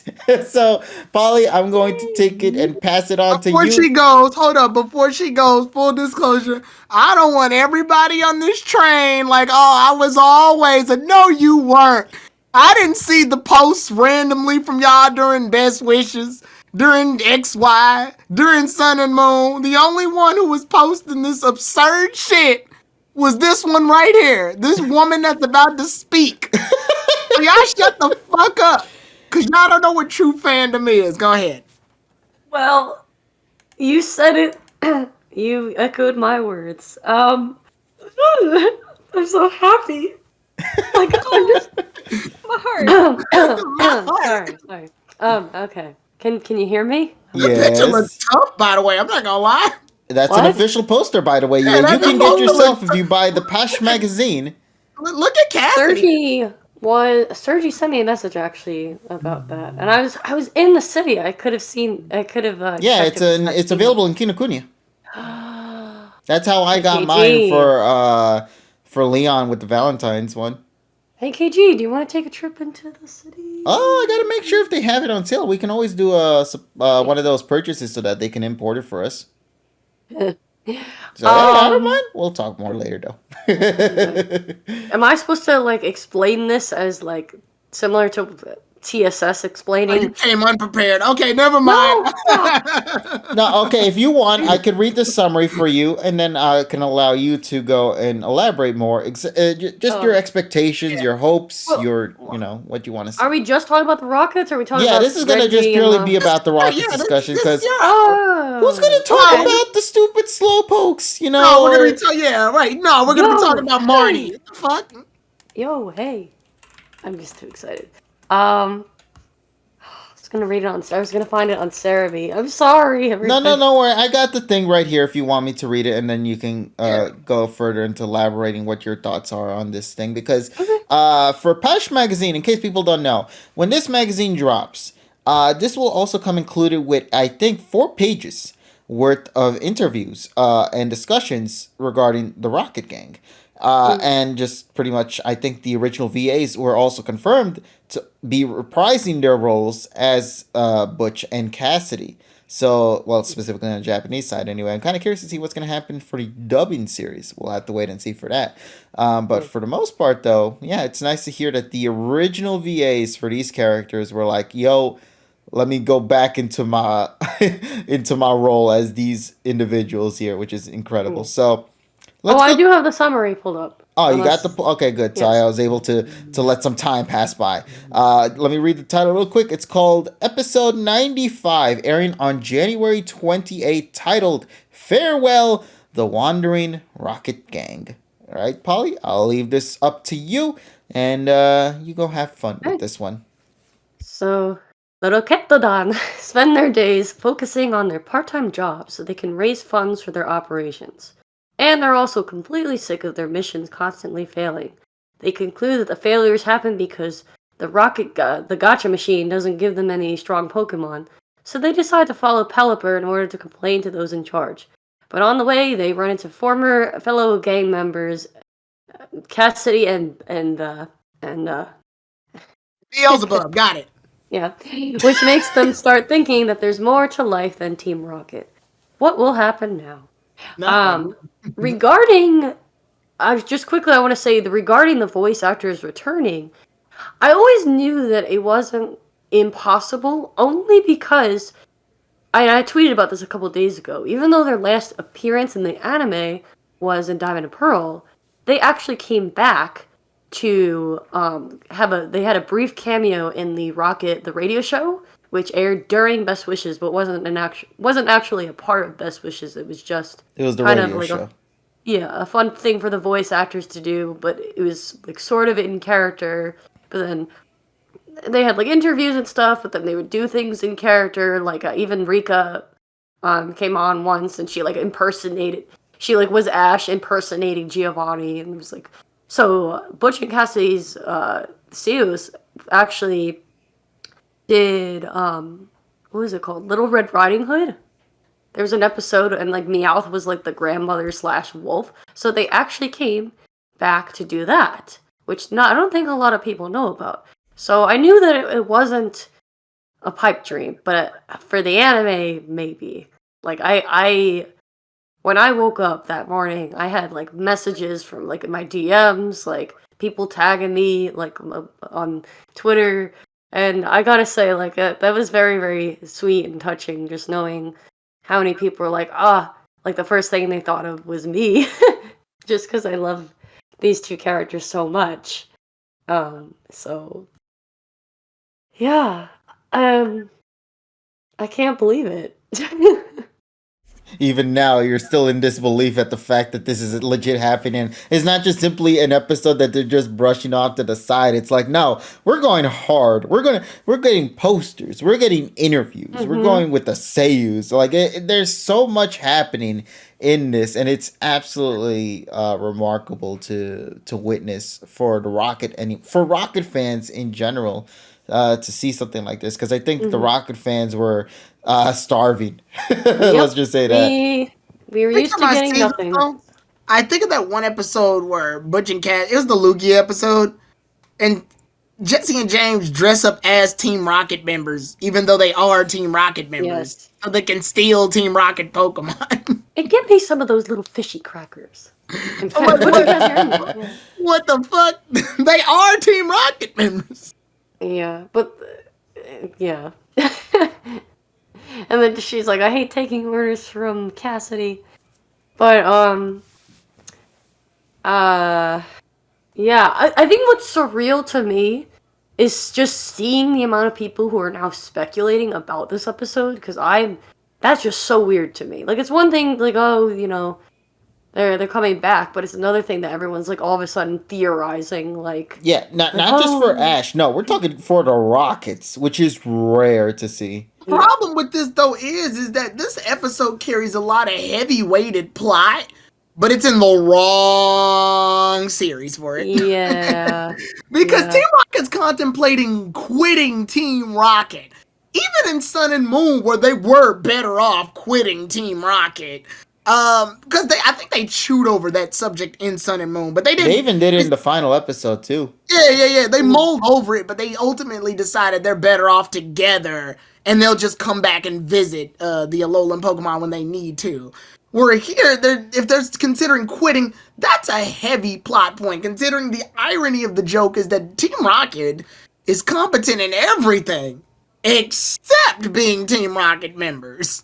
I mean, like, yeah, in X and Y, Jessie's really good at her contest. They're great newscasts. They're great cooks.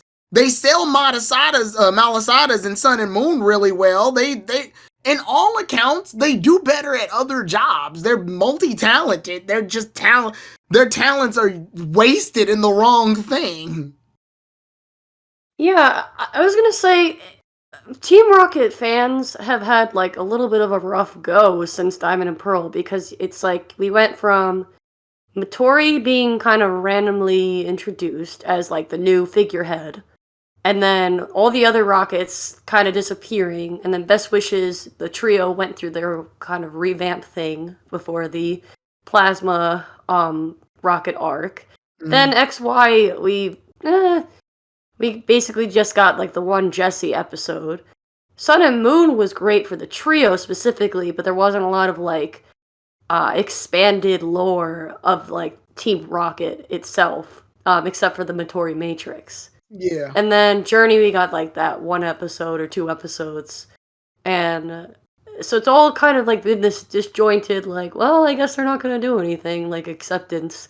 And now we got this, and it's so interesting that it opens up all these different avenues as to what's actually going on. Like, are they actually retired and living together, which I hope.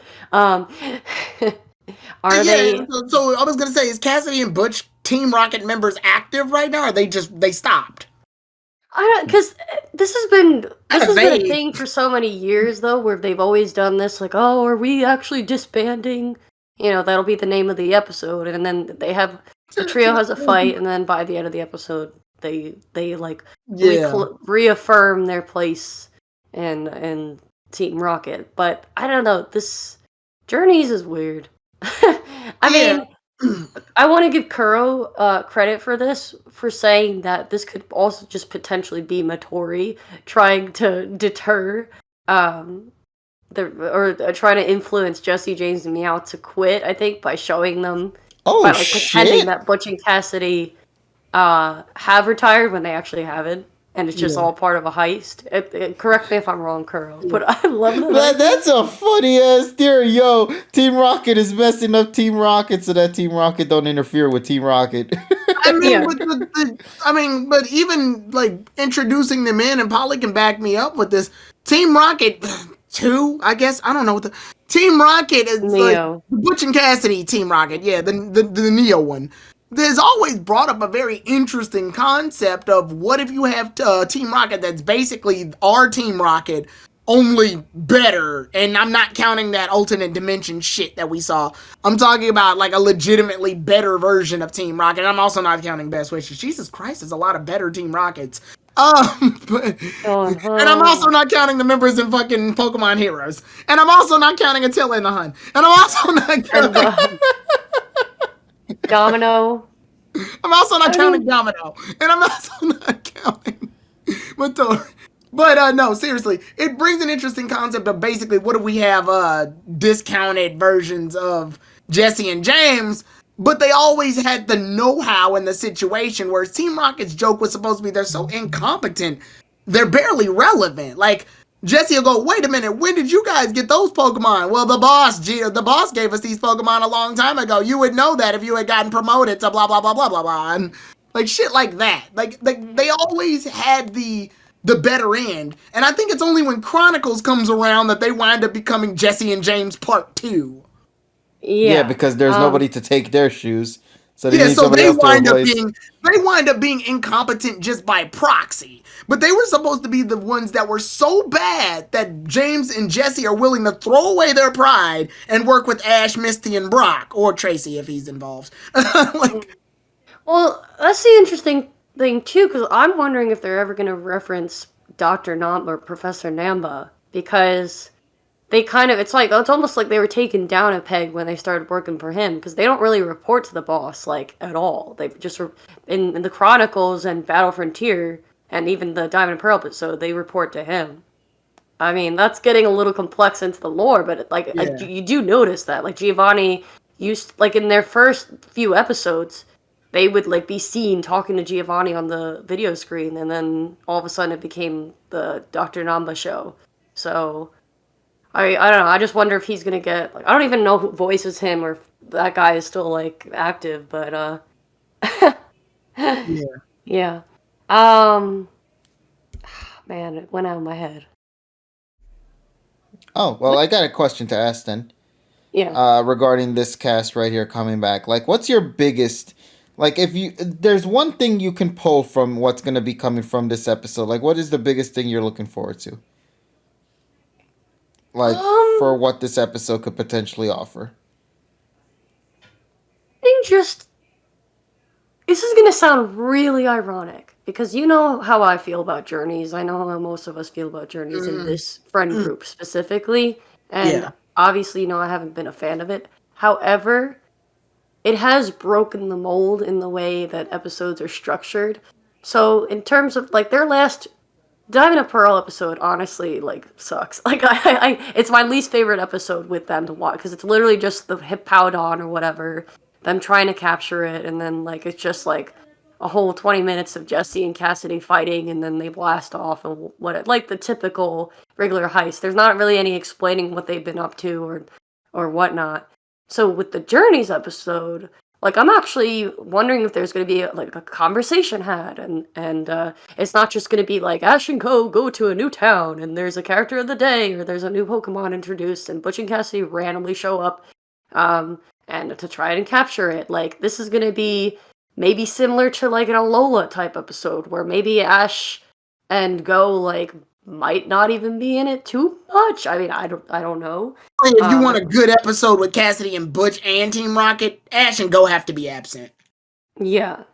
So that's I think I'm wondering how Journeys is going to, like, what direction it's going to take, just because it has that luxury, ironically enough, of breaking that mold that was in the classic era of Ash goes to a new, you know, like the typical formula that you'd find in the previous episodes. I also want to see their Pokemon. Like I've grown up to, even though they have new ones that have kind of appeared like in the Chronicles and in even Butch had a Shuckle, I think, and Cassidy had Gramble in the Diamond and Pearl one, which they had probably just caught those. Like I've kind of grown very fond of the Mons they've accumulated throughout the years, so like it would be nice to even see just, you know, Raticate or Sableye or Mightyena, like some of the ones they've used more often. So yeah. I've always found it interesting that Cassidy and Butch showed up. Their first debut is in Kanto, but their designs are based off the golds and silver Team Rocket members that you fight. More specifically, Cassidy's is based off the female Rocket Grunt that you fight. So I find it kind of interesting. Yeah, I find it super interesting that it could have been an anime influenced the game situation where their design is what makes the video game Team Rocket designs, which I find interesting because Jesse and James's designs are all but original. The only time they're ever used in the game is in Yellow version, but Yellow version is based off the anime mostly. Mm-hmm. So we have the situation where the anime is influencing the source material rather than the other way around.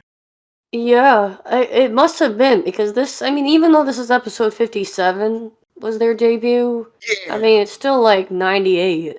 And I Gold and Silver are probably like in development, but they're not made yet. Yeah.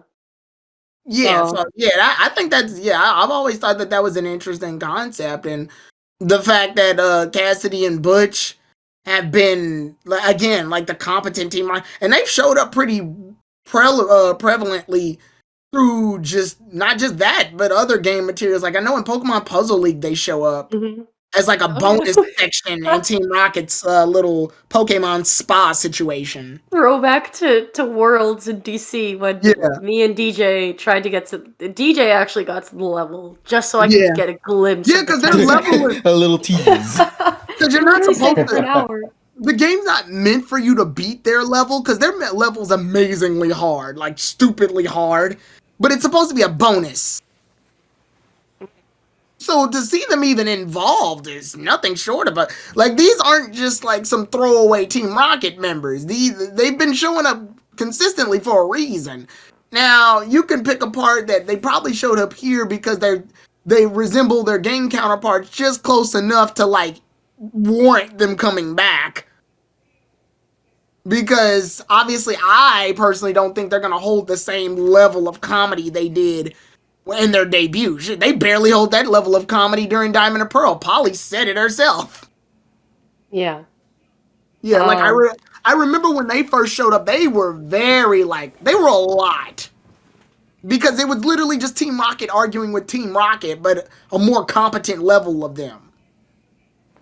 Yeah, I want to say I feel like they're most I don't want to say aggressive, but like the Orange Islands one Yeah. was I feel like they seemed very like much more threatening than the breeding center one. They're an actual legitimate threat. I mean, and Jessie has to deal with what would happen if she faced another diva, because Jessie's always been the diva of the group, and she's so over the top that she never, like, there's never anyone to match her over the topness except for Cassidy. If anything, Cassidy's usually the one that kind of puts her in, like, I wouldn't necessarily say her place, but she matches her as like the baddest bitch. Yeah, because they also have a history. Now, I don't know how far back it goes. I don't know if it goes, because Training Days with the Chronicles kind of messes things up sometimes.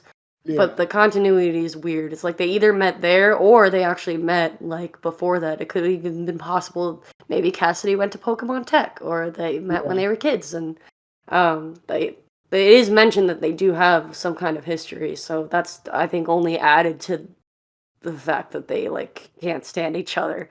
So I'm also looking forward to seeing their interactions in particular. Like Jessie will probably be like, you didn't score that well in the Team Rocket Academy either. Says the girl that flunked out and wound up having to train with Chanseys in order to be a nurse. Or like she will sting back, and that was always the best part because she was her match. Well, James and Bobbity over here, they don't really have like a. They're unfortunately stuck with the girls. That's their story. Yeah, like I think deep down they'd probably be friends, but like for the sake of their partners, due to circumstances, it's don't fraternize with the enemy situation. I wonder if they're gonna do the motto at all, and like what music. I wish they would, because literally their first debut, don't they like do the motto back to back with each other? Well, also, sorry to interrupt. I was gonna just say thank you to Rave Master for following as well. Much appreciated. Thank you, Rave. Thank you. Hey, I remember the show, Rave Master. Good show. Anyway, apologies, but now you can go ahead, resume. Polly. Well, I don't even know. Like, I can't even remember in Journeys what their music. Oh yes, of course, like that jazz music. So I'm wondering. Yeah, it's. Oh wait, no. Well, did they ever? No, because Miyazaki's no longer the main. So they're gonna make a new piece probably for them. Yeah. They kind of. I know, but like it only goes back to like X and Y though, doesn't it?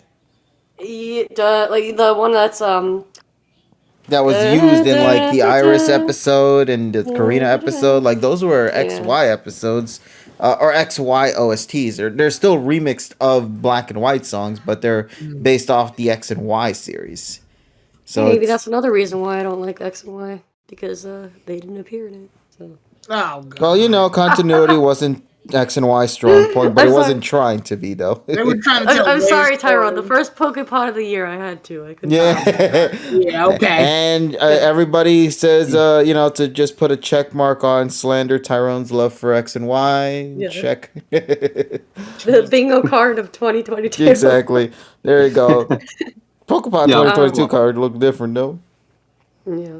Let me just bring this up. Yeah. Let me just bring this up really quick because I know we're coming towards the you know, the time slot here.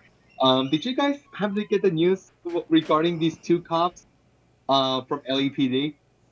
Oh, what happened? So okay, so basically, there's these two cops from LAPD getting fired because they failed to respond to a robbery. Do you want to know why they failed to respond to a robbery? So they were the ones robbing it? No. Oh. They drove off to hunt a Snorlax in Pokemon Go.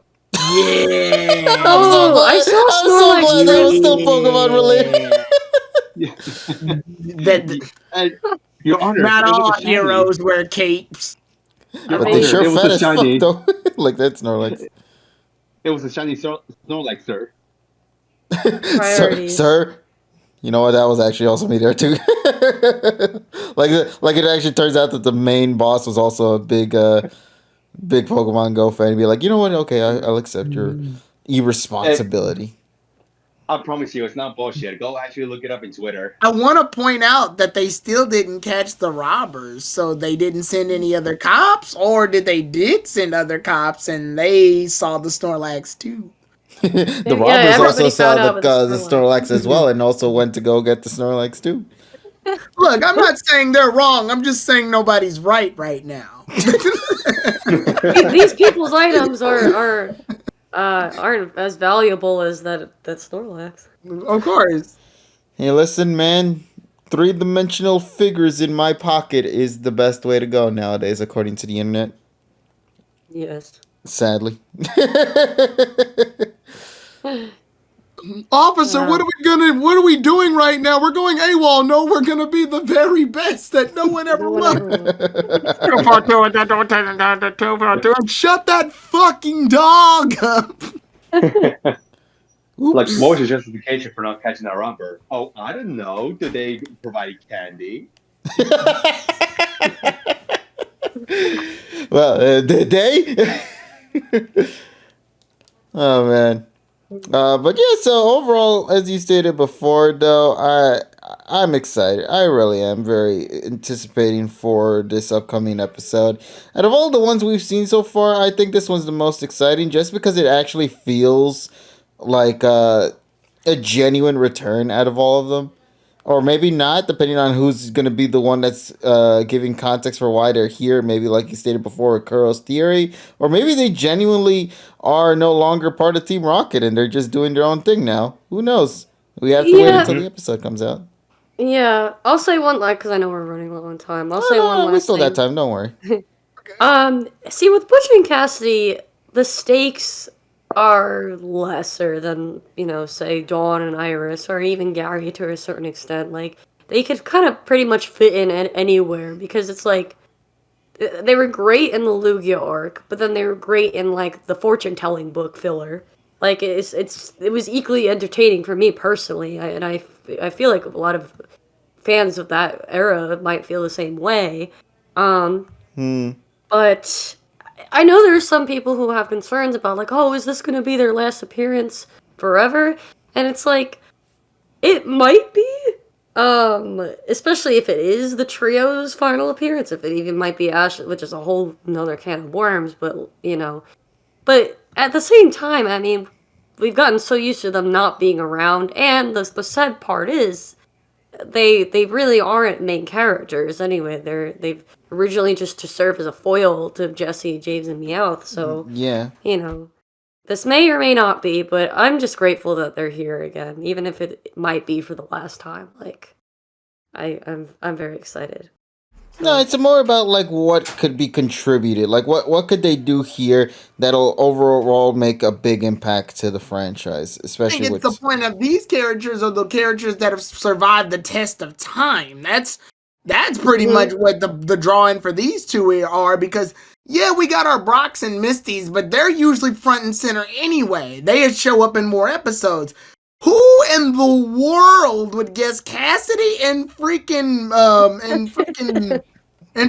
Big the Cat or whatever would show up in any sense? Their last debut is in Diamond and Pearl, and it's a very obscure cameo. Like, here they come back again, but this time it's like they've always just sort of popped up. They're almost like a zit or something that can't go away. And that's not to demean them.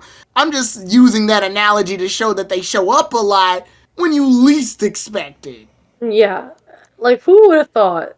I mean, like I said, the voice actors are still kind of active. Like, I think Butch's was on either Demon Slayer or like some kind of or maybe JoJo's, I think. One of the more modern series. So I was like, oh, maybe it's a possibility. But it's like, Theo Jesse. Well, they did do a JoJo related thing in the last series. Oh yeah, that makes sense. But like, I never would have thought, like, just being how Journeys is, and like very unpredictable. Like, out of all the characters, I'm like, I'm just so happy. Yeah, like, this was a poly. Like, did you infiltrate by any chance to the HQ of Pokemon and TPCI and show Pro and be like, Listen, I'ma just put this on a sticky note on top of returning cast and cover X and Y cast, and it's gonna be Butch and Cassidy instead. Which I mean, I have my to ways. Tyrone's favor, that actually might be the best thing, though. Yeah, I have my ways, but also if I had my ways, the BW to SM OST would be. Really Yeah, listen, that 0.7% that's dream is never gonna- still gonna happen one day. If not, it's gonna be done by Filippo himself with his own two hands. Also, I saw Trey in the chat. Hi there, Trey. See, now, How you doing, like I bud? said, I usually don't care for characters coming back because at that point, it's like you're demeaning the story that's actively happening in favor of a story that happened. But if we're bringing back fucking Kanto and Johto style characters, then where the fuck has Duplica been? I'm waiting. And And where's the Casey. samurai Casey guy would be- from the first few episodes of the series? Where's his AJ? Metapod at? Yeah, where's AJ? No, I mean, but if they could redraw Damien in Best Wishes when explaining the Charmander thing, Oh like, I god, guess they could do. Yeah. Yeah, but you know what? You're talking about these character returns and all that stuff, though. You know who really deserves to come back out of everybody? A Sun and Moon character deserves to come back. No way, KG, shut the fuck up. And lo and behold, our Chad from Sun and Moon is I'm coming not back doing into this. Journeys. I'm not doing this. Nope, you can't do anything because it's confirmed that he's already coming. One of the Sun I and know Moon that. characters is indeed returning to Pocket Monsters 2019, and you would not believe who the hell it'd be.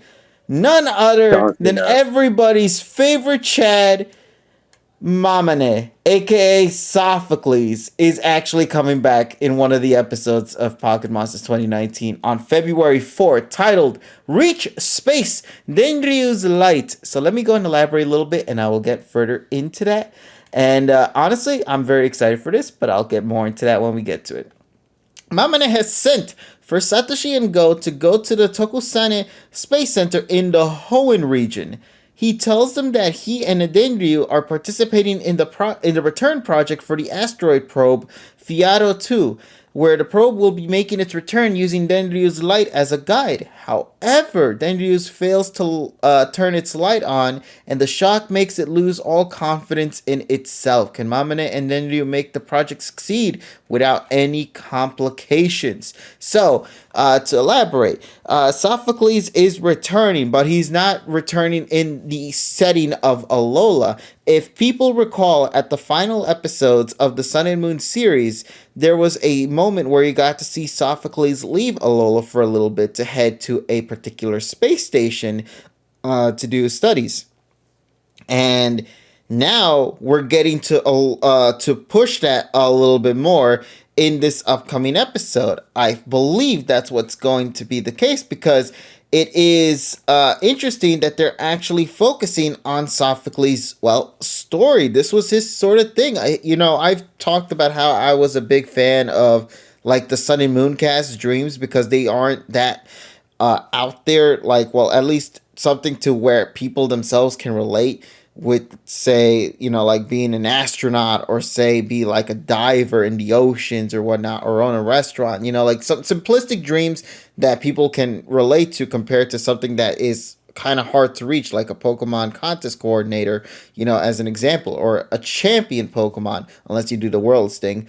But this sort of situation here, it's actually bringing back Sophocles' character, but not only his character, but also his story that he ended off the series of Sun and Moon with. And they're going to elaborate on that further, which is something I'm excited to see because it's not simply a return to just say, oh, this is going to be for fan service purposes, like how it was. And I think many of you guys can agree in the chat anyway and in the call, like Dawn's return in Journeys, where it doesn't feel like how it's been handled by Dawn, where it's like, oh no, she's here just to be here.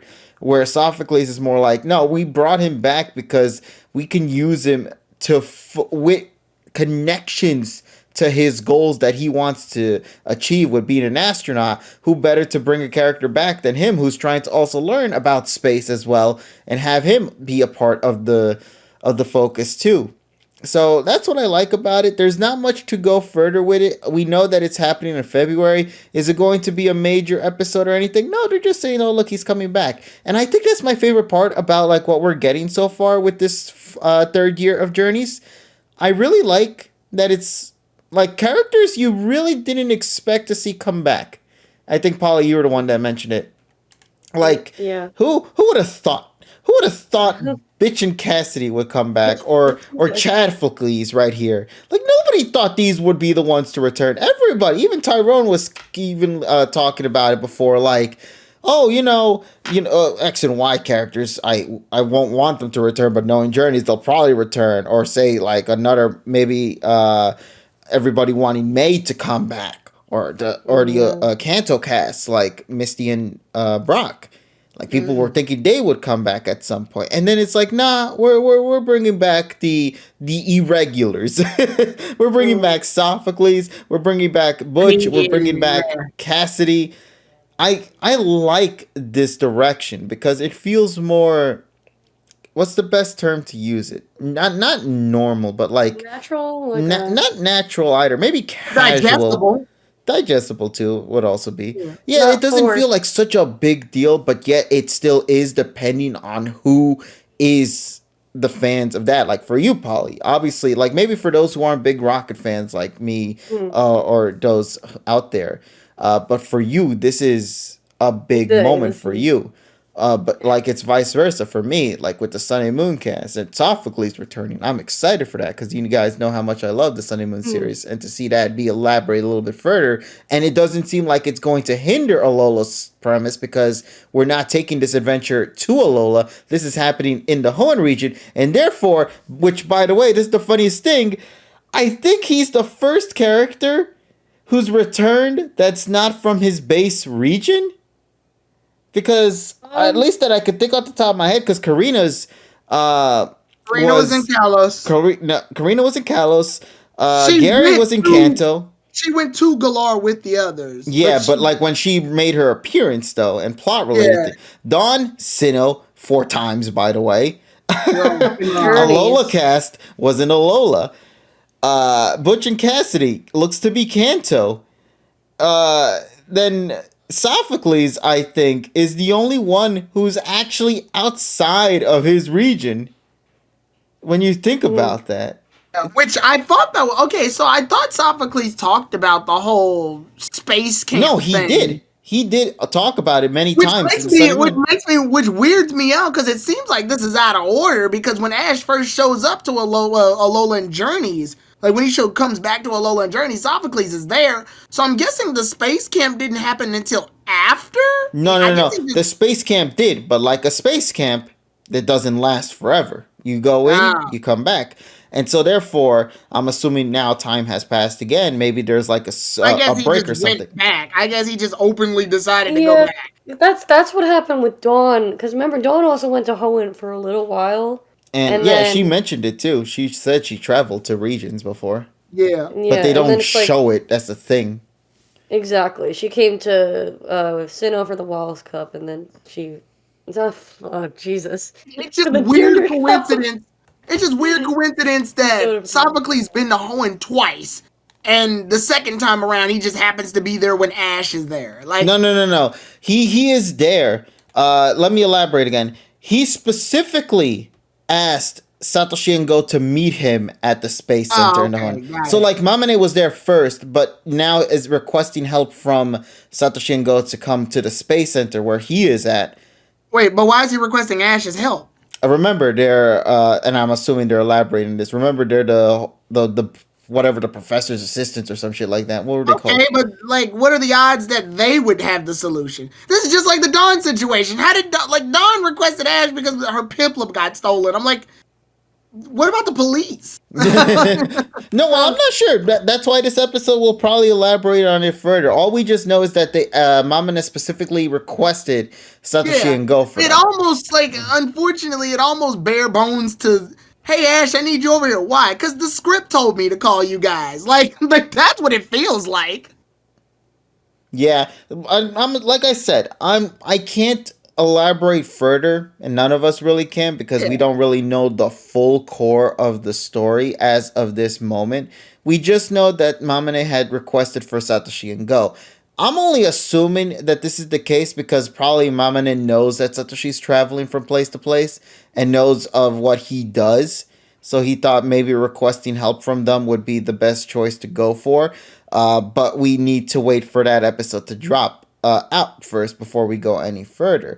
Because it doesn't seem like, when they're talking about the summer here, it doesn't seem like the issue happens at first. It seems like the issue happens at a later point, and it just so happens that this issue is happening now with Satoshi and Go present at that moment. But they weren't, it didn't happen beforehand, you know what I mean? It just, the plot started, I guess, as soon as they arrived. But it never existed beforehand to where Sophocles needed their help or something. Like, compared to Dawn, who lost the Piplup and then requested Ash and Go to meet him. Her. Why are you calling me over there? Because the script told me to, Ash. That's what I'm saying. I'm so curious about why they specifically wanted Ash and Go for this one. Am I excited to see Sophocles come back? Because it says right here on the TV guide, Dawn gets into more than she bargains for when Piplup comes in and gets stolen. Calls Ash for help. They're best friends, though. I guess, yeah. Hashtag Sinnoh besties. I like the fuck. I don't. Oh, shit. Oh, wait, hold on a second. Dawn has other friends. What about Zoe? Actually, no, this is really cool. So, in the Alola episode for Journeys, by the way, when they returned, Sophocles did mention in that episode that he's planning to go back to Moss Deep for a project dealing with Pokemon in space. Oh. So that was actually foreshadowed in one of the earlier episodes of Journeys then, in the Alola episode.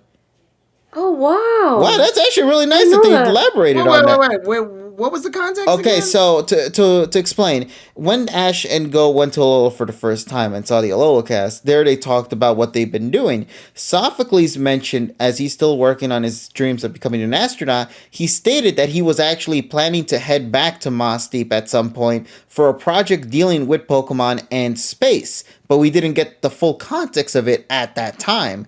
Now we know this was that episode that he was talking about back in that Journeys episode. Which, okay, if that's the case, I actually like this even more then because it actually tied into something he stated before in the past.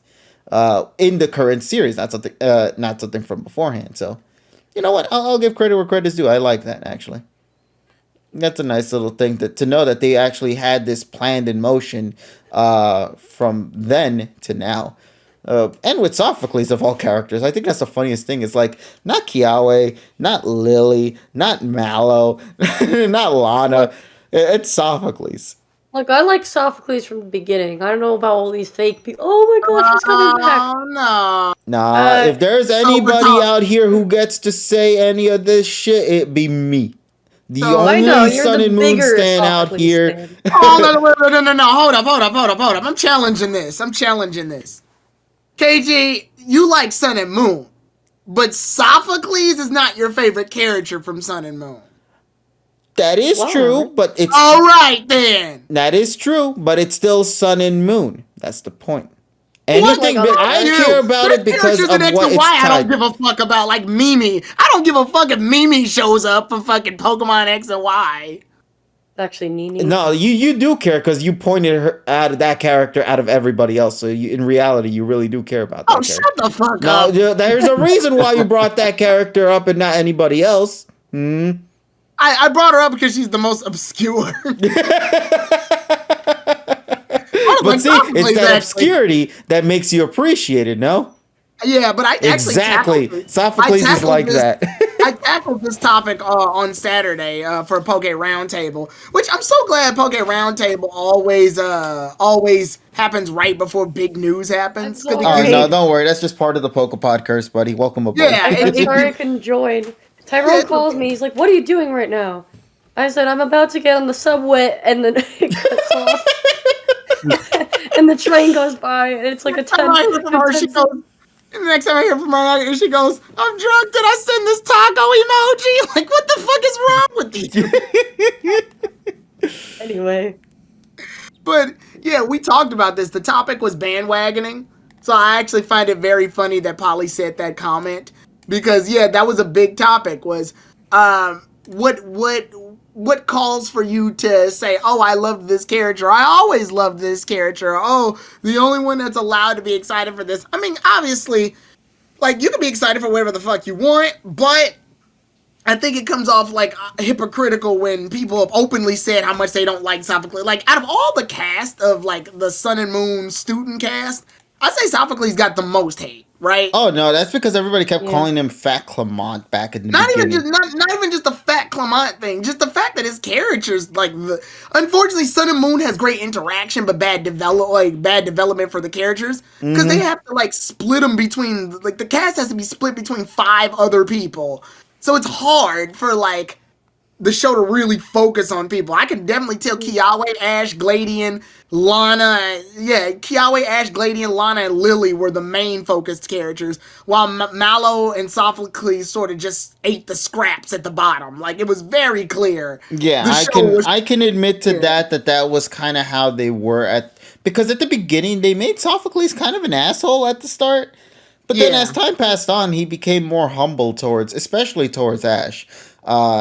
And I really did appreciate that growth, but I can understand completely in the direction that you're saying that, like, despite that, he was still, I would say, the weaker cast member out of everybody. Like, when we talk about Sun and Moon, Chadfocles would never be the man on front. It would always be everybody else. But I will reiterate, though, that when the Kiawe versus Sophocles fight was happening, people can remember this as well, I was rooting for Sophocles to win, because he actually came with the strategy in mind, and that to be continued segment when he used the Bugsy type move to wrap up Charizard inside there and launch that shit into the ground. I thought that was going to be his peak moment right there. So, I still adore the characters. Let it be clear, he might not be my most lovable, but I still adored him, and as you stated, Tyrone, it's because of those interactions, those moments that these characters share with each other. While it not maybe something that individually is tied to Sophocles, what he did bring to the rest of the cast, I think, added an extra layer of enjoyment overall, which is why I'm excited for this episode, because now it's doing something that, well, it didn't do in the original series that much, at least with Sophocles, and that's stripping away everything of Alola and leaving him on his own now, I just feel like the more honest statement isn't, oh, I'm excited to see Sophocles again for most people. I think the more honest statement would be, I'm more interested to see what they're going to do with Sophocles. Because people saying like, oh, I always love Sophocles, or, oh, we can't wait for our Alolan no. Like, I can't. Like that. I'm never going to say that. Like, but I will still. That's what I've been seeing. Like, that's been all over my timeline. And I'm curious because the amount of Sophocles love I see now is completely toppling the amount of Sophocles and hatred I saw back then. And I'm like, when you have all these thousands of people saying they love Sophocles and they can't wait for him to return, and then you look back and see all the people that during Sun and Moon said they didn't like Sophocles and didn't even care for him during the Journeys episode with Alola in it, either a bunch of people just secretly love Sophocles and didn't say anything, or a bunch of people are fucking lying. Well, I've always, maybe I don't talk about him a lot, but I never actively said I don't like him. I mean, I like a lot of his episodes. A lot of his episodes are great. I like the one episode I like the episode he did with the Charger Bug with the race thing, but I don't like it for him. I like it because Ash and Kiawe are there too, so it's like a dude's night out situation. Yeah, I mean, there's that. About it. There's the one where his first one was where he thought he was moving away, and that one like kind of focused a lot on him. Like, I think because the whole cast was like saying farewell. I hate that episode. I hate that episode. I hate that episode because Sophocles is like, I'm moving away, and then he's not moving away, so he's basically just sort of. Yeah, and then he doesn't know how to say no, Yeah, he got to rob all of this unnecessary love, and I think that happens toward the beginning of the series too. So like, I don't care about Sophocles enough to fuck this picture. Well, no, there's also the one with the telescope, and like, was it his cousin that works at the, I don't know, what are they called, Minior? Yeah, I know what you're talking about. Shit, what was his name again? I forget. Also, yeah, and his Charger Bug, his Ace Mon that turns into Vikavolt, he didn't even catch that. Ash caught it for him. I think that was my favorite moment of that episode, despite it not being a really well written episode. I like that because it was one of the rare instances where Ash did something that we haven't seen him do in a long time, which is give a Pokemon that he didn't catch, by the way. He grabbed the Mon and put it in the cage to give to Sophocles to catch. Not the Ultra Beast that was like the rocket. Yeah, he did. He caught it in the net. No, he grabbed it with his bare hands, locked it in a cage, and then brought it to Sophocles and let it out so that way he could try to catch it there. Even then, it feels like Sophocles didn't really do the work. No, that's the thing. Like in that episode, Sophocles did nothing. He didn't contribute anything. In fact, he was the cause of the situation in that moment. But the issue, or not really the issue, but the thing I still want to stand on regards to him coming back is that, like, I am happy to see him come back only because this is, at least compared to everybody else we've seen thus far from the main cast, they're actually elaborating on his goals. They're furthering that thing that I've been asking for. Like, I love when characters return. You can already tell, Tyrone, when we had past ones, whenever we see characters come back and we're like, oh my god, imagine what they could do with this, or imagine what they could do with that, you know? Like, we always get excited for the possibility, but of course, when we get to those moments, we find out that the possibility doesn't always become reality. They just become nothing more than figments of our imagination and kind of disappoints us in that sense, you know? However, the summary specifically for this occasion focuses on the fact that he is going to continue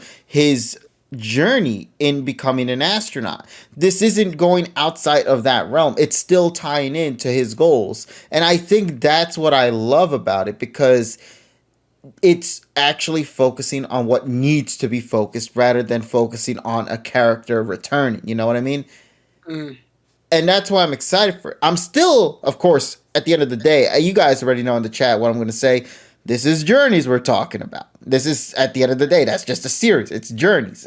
We don't know if it'll do good or not. But at least just from the summary alone, it looks to go in the direction of it being like, okay, Sophocles is here. He's actually still focused on his dream and happens to want Satoshi and Go for some reason. I guess we'll find out more when that episode drops, to go and push further in regards to, you know, why he's here, why they are all here, and tie it all together in a nice little bow tie in the end of it all. But of course, there's my big issue about it just being that this is only one episode too. So I don't know how much they'll probably squeeze in here.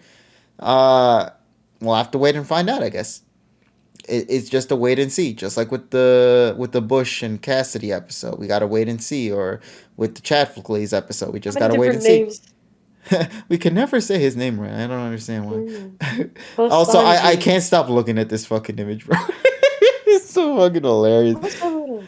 Okay, just to explain the context, I believe this happened during the final year of Sun and Moon. And I remember, Tyrone, you were busy laughing your ass off, or were horrendously mad at that at the time. Because why?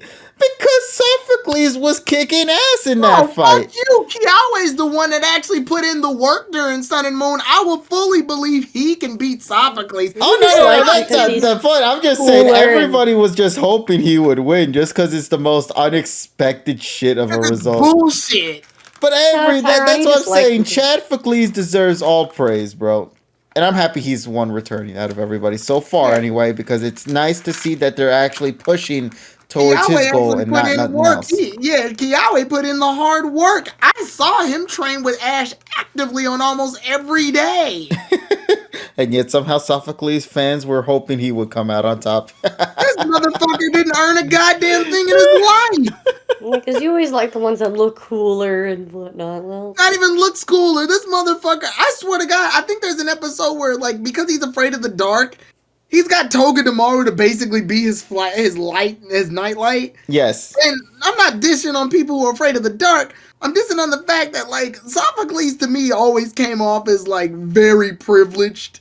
for the most part of the series. Listen, man, Sophocles is a Chad. He was top 8 in the league. He got a Pokemon chick apparently in the form of Serena. Kiawe had to go through the dirt. Sophocles had it all, bro. Sophocles had all. This man's grandpa died. To his name. And no one talks about it. And he's got to defend his little sister. Like, Kiawe was a very good character. Just in the sake of, they took a character that essentially was the same mold as the others, but they decided to push him forward a little. Yeah. He's gonna lose the Bug Boy over here because fucking Vikavolt. First of all, type advantages. The reason Charjabug evolved, I mean, I know the episode why he evolves, but he evolved so close to the league because it's like, oh shit, the league coming. Oh shit, we didn't. Oh, you idiot! Sun and Moon cast need Pokemon. They do. Fuck. Yeah, let's evolve. What's that thing? Evolve it. I don't give a fuck if it just evolve it. Evolve it. Give them all Z moves. All of them get Z moves. Everybody gets a Z move. I don't give a fuck if they're unprepared. Mallow, fuck it. Give her a Z move. Give her a shaman for all we care about, too. Oh, yeah, that was the same episode that Poppley evolved to, yeah. Yeah, literally everybody gets power-ups at last minute. Shit, even Ash gets power-ups at last fucking minute because they gotta make the league viable. No way, but those power-ups evolved in the league, though. Yeah, the last minute. Rowlet literally learns Feather Dance during all of this. Or not Feather Dance, but Substitute. No, it was Feather Dance. They kept calling it Feather Dance. We know it's Substitute, but they kept calling it Feather Dance. But it's Feather Dance. Yeah, like literally so much, because they had all this time to do it, and they were dicking around, and then at last minute, they were like, oh, shit, Pokemon need to get stronger. That's right. What does Lily have? A Vulpix. And a Vulpix. It's a powerful Vulpix, though. This bitch is gonna lose. That's the different thing, though. This bitch is gonna lose. This bitch is done. Oh, man. Oh, Sun and Moon cast. They were an unusual member. You gave Mallow a what? A shaman? Why? Cuz. I don't know. No, they just said cuz. Why did you make a league? Because every series has to have one. They do. So stupid. All right, then. What do you guys say we go and then wrap this session up for the night? Yeah. Oh, man. But I want to thank everybody so much for coming tonight to join us for another fun-filled session of the PokePod World Podcast. And it was a joyous ride, everybody. I'm going to probably wrap it up now just to hope that it don't crash on me again with this internet hiccup, which is kind of rare, honestly. So I'm kind of weirded out by that. It just sort of came out of nowhere. But yeah, I also want to thank McMahon as well for the follow too. Thank you so much as well for following. And to everybody as well, thank you for tuning in for tonight. Next week, ladies and gents, we'll be returning for another PokePod World Podcast session. And of course, that will be our focus on the newest episode of PM 2019, I believe. So, will it come with a new opening? Will we get to talk about that? Will there be new visuals? Will we get to talk about that? Will the episode suck? We'll most definitely talk about that. And many other things in between. So, we hope to see you guys then and there. And until then, everybody, I hope to talk more with you all soon in the future. If you haven't had the chance yet, make sure to go check down below in the About section. We have some updated stuff down there, like the merch store, so you guys can go and check out the merch yourself if you like. We also got the Artesian Builds as well, who are wonderful folks to work with. If you want to go and learn more about saving some money for your own custom PC, that's the wonderful place to go and check it out. We also need to talk about our schedule for this week as well, don't we, Tyrone? So we need to talk about that. Tomorrow, Tyrone, would you like to tell chat what we're doing? Okay, so we're back in the world of Pokemon Brilliant Diamond and Shining Pearl, but we're doing we're gonna do a race, another race, a special race to see who's the fastest. This time it's we did KG's shiny hunting race, but this time we're doing a different race in the form of a battle race, where we're both going to take on the battle tower. And obviously, if you do a number of battles consecutively in a row and win, you get to fight Palmer. So, the rules are simple. The first one to Palmer and the first one to beat Palmer wins. So we just got to fight through a gauntlet of trainers. The catch, obviously, is that Battle Tower is competitively set. So we just got to make sure our on-story Pokemon team can handle these fucked up, like, IV strength super Pokemon. juiced up Mons right here. These steroid typed Pokemon. Well, my story Mons are about to get their ass beats, so that's gonna be great. Yeah. So yeah, that's the premise is we are going to both challenge the battle tower and see who makes it to Palmer first. And if they have multi-battle, I think we may be able to do it together, but I doubt it. I don't know. If we can, though, that would be fun. Yeah, I gotta check because they may have taken it out. I hope they didn't. Oh man, if they have multi-link, that would be a lot of fun because that means we would have to cooperate for that one. But yeah, it was like the last thing I thought of it. I thought of it this morning and I'm like, wait a minute, the battle tower is in the game. Neither of us have done it. Why don't we try to make a competition out of it?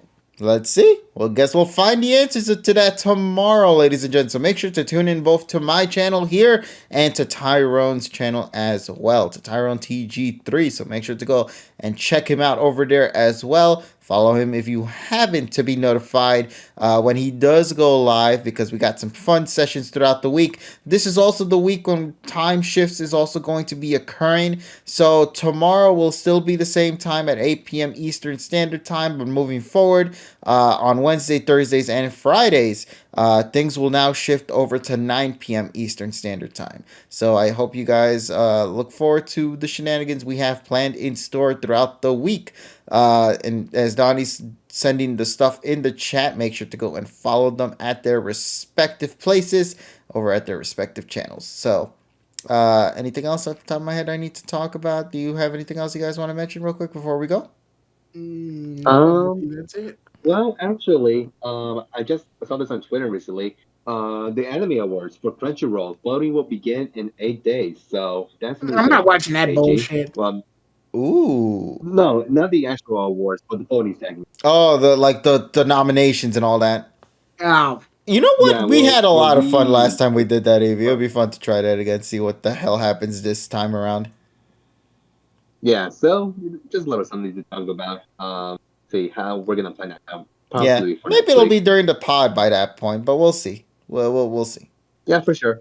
All right, then, everybody. So, once again, we'll go and speak with you all later in whatever video we make. Thanks again to everybody here who was with us in the pod for tonight. Tyrone, Polly, Evie, Emmy. You guys were all amazing. Thanks again for coming through. And we will talk with all of you lovelies later in whatever video we make. Y'all told me to go and raid K. Let's go and raid K then. And yeah, we'll speak then. Bye, everybody. Good night. Night, night. Picture says no more foreskin. Bring on the 5 skin.